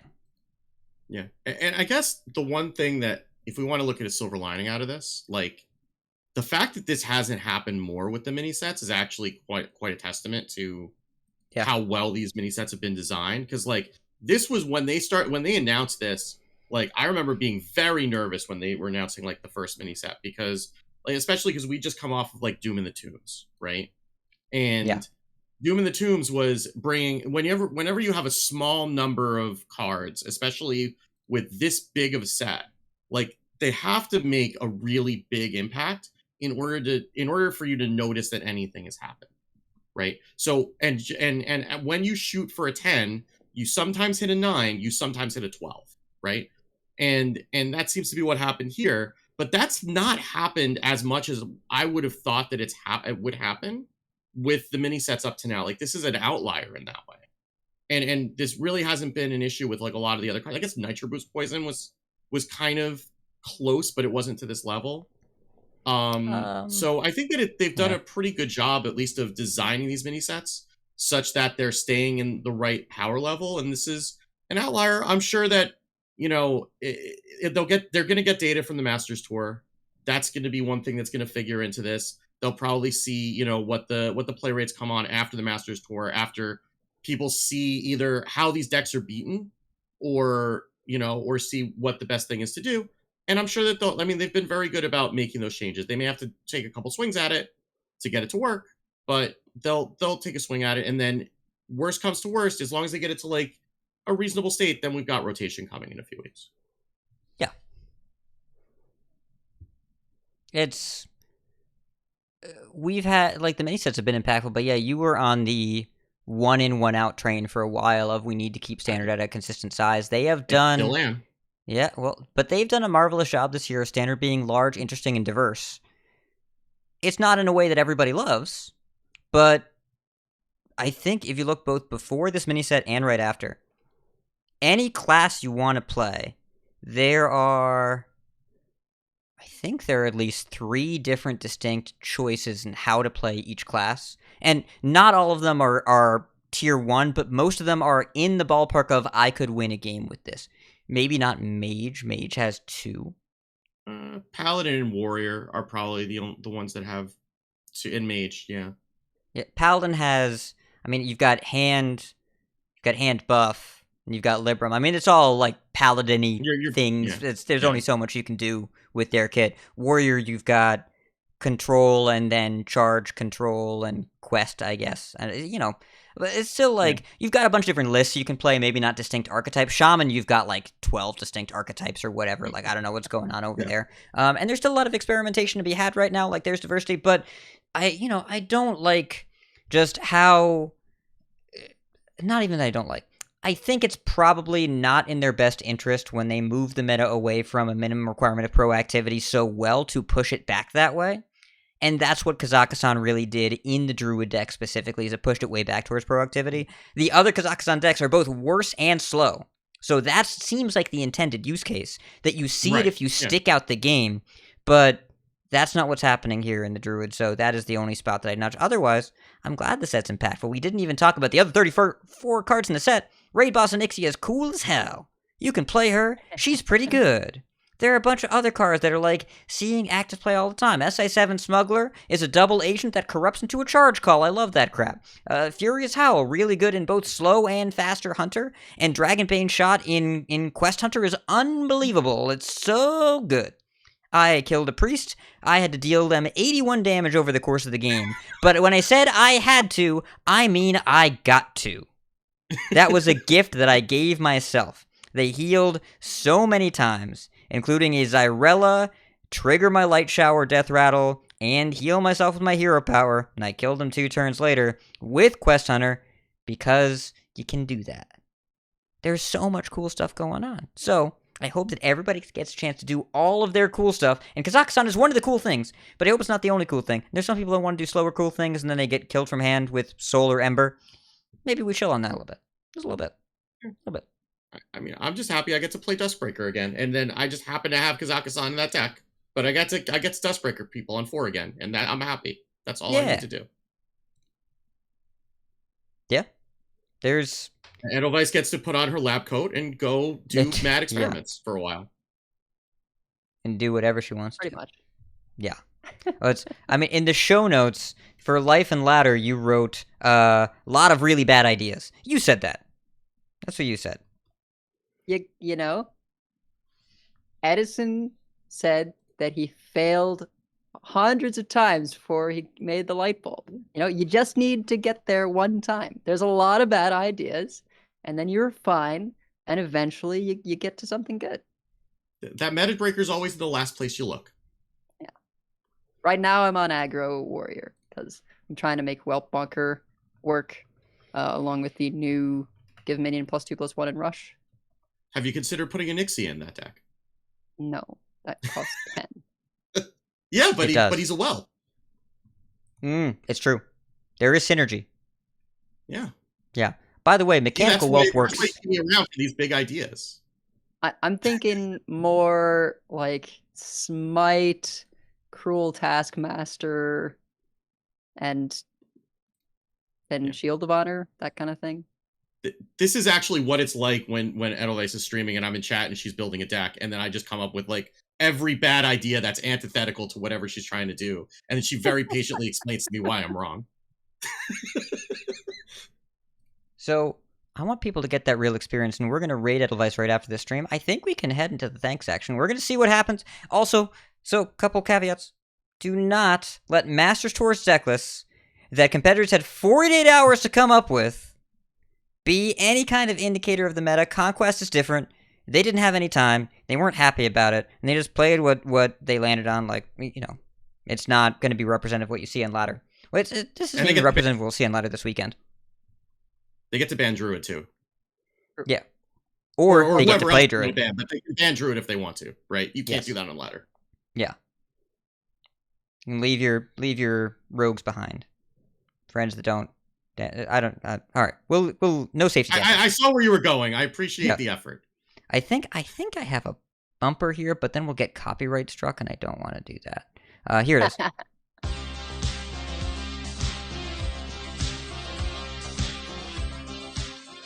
Also, if you do want to play Conquest, though, and you want to try out these fun decks, I've got good news for you because the Concede Listener Series sign-ups are open as of during the show. Don't tell my co-host, but I got the form done. So you can go sign up in the Concede Discord, or it'll be on the website slightly later tonight, concede.com. There's a Listener Series sign-up button. It's a best-of-3 Conquest event. You play against one person per week, one match to schedule whenever you can fit it in. Bring 3 decks, ban 1, win with the other 2. And we are casual competitive. A lot of people's their first Conquest tournament, and a lot of other people, namely me, I want to play things that are tier fun, competitive adjacent. If it was happening this week, if I was submitting today, I would bring Cute Demon Hunter, if that gives you an idea of where my head's at for this sort of thing. So I figured you were going to say Faith Hunter, Shadow Priest. No, that's where your fun usually is. I have to submit THL decks later, but for this event, I definitely pursue more questionable deck lists because it's fun to play fun stuff. Just play whatever you want. So, Concede Listener Series, go check it out. And otherwise, we have many folks we would like to thank. Check out our thanks section on the website, concede.com. You can find our content info, our show notes, our Patreon information. You can monetarily support our show, patreon.com/concede. Join us every week live by following us on Twitch, twitch.coinconcede.com. Join our community chats in our Discord at discord.coinconcede.com. Run to our email at coinconcede@gmail.com. Follow us on Twitter at coinconcede. Like, share, and follow us at Facebook at facebook.com/coinconcede. Like some CC swag, head over to our shop, shop.coinconcede.com. Big thanks to our producers, Number Theory, Doge DK, Proby1, Crash, Cap, B-Squatch, David P, Snowpack, Lucky Faded Black, Wildo, Itinerant Wizard, and Jeremy T. Also, we had some subs during the show. I should have written these down as we went, but I didn't. Doge DK and Mr. Bungalow, thank you so much for your subscriptions. I'm going to start with a Concede. I'm going to start. Got a few. First, my wife. It was her birthday. Happy birthday, honey. Second, my co-hosts. They did such a beautiful job with the show notes today when I did not have the time for it. Thank you, co-hosts. Concede to Cora.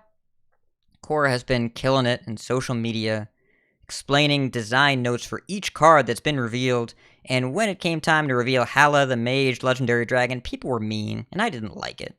And, just kind of talking a bunch of crap about the card and design in general, and blah, blah, blah.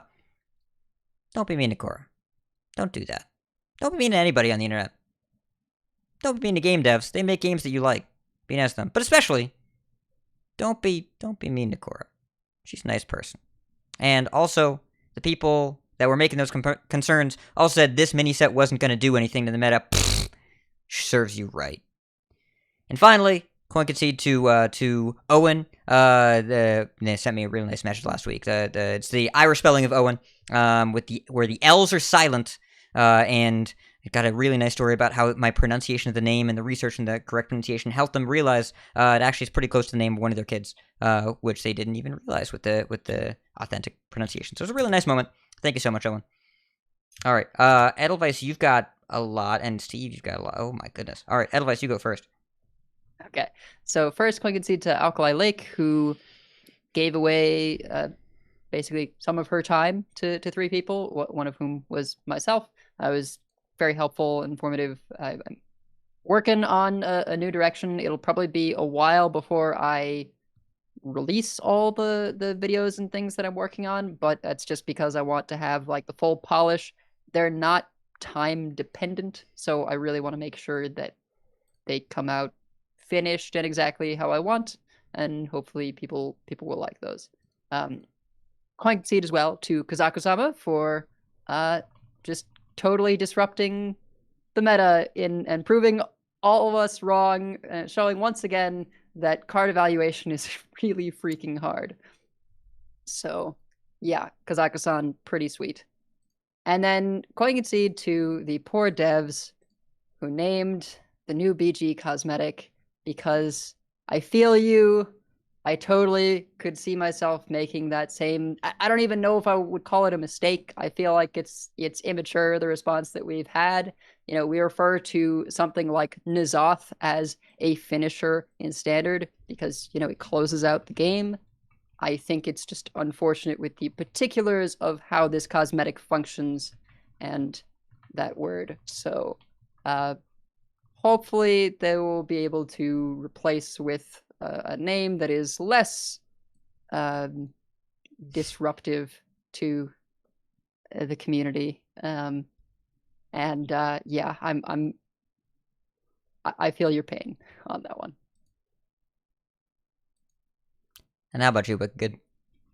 Well, so this is it's a long list, but it's going to go faster than it looks. So, first of all, Alicia Cornelia and everybody else who was responsible for making it so that I can have an adorable lion cub while I am dustbreakering people, it made me incredibly happy, and I was happy to pay that $10, and I would do it again. And so a long list of people, and I'll say why afterwards, but Tito Santana, Necrodan, 85 Hawk, Mad at Arms, Samurai Flea, Beef Squatch, Dr. Acula, Steven Sensei, Janos, Jaxifer, Ohm, 51, Smiley Chris, and U-Hat.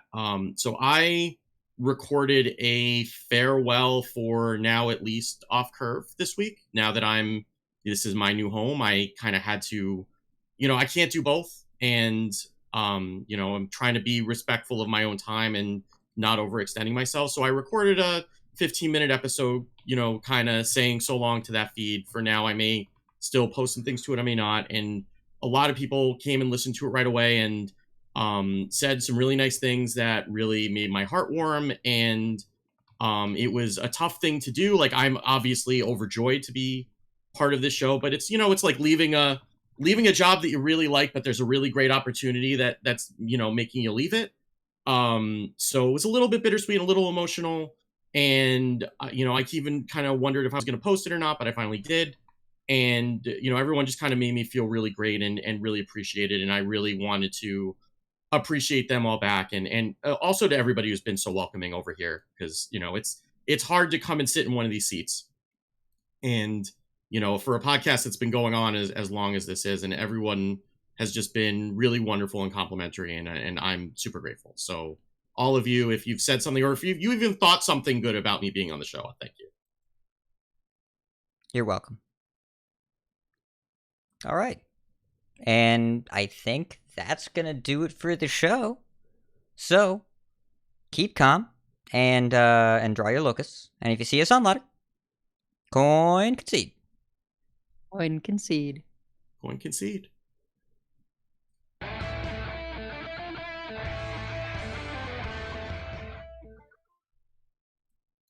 All right. 2 hours, 4 minutes pre-editing. Pretty good. That'll be just under 2 hours when we're done. So, listeners, watchers, people, you are now Edelweiss Raiders because she's going to go stream. And you should go hang on, I do need to save the file first. Okay, she's going to go stream it. Please Talk do that, amongst yes. yourselves, relax, but you are now Edelweiss stream viewers that didn't know you were Edelweiss stream viewers. So that's coming in just a moment. But thank you all for being here. I would expect that we're going to try and target the 7:30 time any week where Bot's not here. He obviously can't make this because he's got to get home from work. But we're all East Coast people, and Steve did the show notes in the morning because he gets up in the morning, which is something that the rest of us are less skilled at here. So, you know, we want to appreciate and respect that morning time because, you know, the aforementioned 6:15 a.m. Yeah, I will not be happening next week. I will not be waking up at 6:15 a.m. But I will actually have a lot more time to work on show notes next week. So. If Well, this is and your you if this is starting your on- low effort execution for the first time doing it, we're at a good spot. Yeah, I mean, I'll have to fit it in between Horizon Zero West, Forbidden West, but you know. You That- starting on them then makes me feel guilty, and then I start filling stuff in. Excellent. My parenting style is finally borne fruit. That's fantastic. Yeah, exactly. You know, there's nothing like a little Jewish guilt to get everything, you know, kind of moving in the direction. Oh I'm yes. saying. Oh gosh, yeah. When's Passover? We gotta plan that bonus. It's late because they're regular. throwing an extra month of Adar in this year, Right. Okay. so it's probably like mid-April. If I open Passover. OBS while it's exporting the MP3, are things gonna break? You'll have to ask your computer, not me. Oh, there are the pins. Okay, there are the pins. Yep. So Friday, April 15th for Passover. Yeah, that sounds about right. I mean, not googled that I it, so doubt it. it is right. Yeah. Yeah, but that sounds like no. what I would have if I had Botticus- to guess. That's what I would have said. Botticus, you get up in the mornings. Are you a morning person? Because that's not the same thing. You are well known to be begrudgingly awake in the mornings. But also, I have said that you were a morning person in the past, and you have very quickly corrected me. Yeah. Whereas Hat and I just get up at like 11. I mean, mean, it's today I well did that and known that wasn't most supposed priests- to. I mean, most priest mains are also morning people. That is a well-known fact. It's... I believe you instantly. It's because And I we don't know thrive why. on the light. You see. Ah. We're up, except the camera won't function until the Discord call is over. Okay. Well, I'm gonna do /raid Edelweiss TCG. Okay. The channel intended for mature audience, so, you know, put the kids to bed. Oh, did I mark that? Oh, good. There's Okay. gonna be some Yeah. dragons in that warrior. It means that Yeah. they're doing disgusting things to your opponents, is what that means. Yeah. Not safe It for the means that kids. sometimes I curse Yes. or talk But- about NSFW topics. I don't know. Not All right, usually. so Okay. I'm gonna go press the So raid that's, button. that's your incentive to go stick around. I am now pressing the raid All right. button. See y'all over there. Bye. Bye.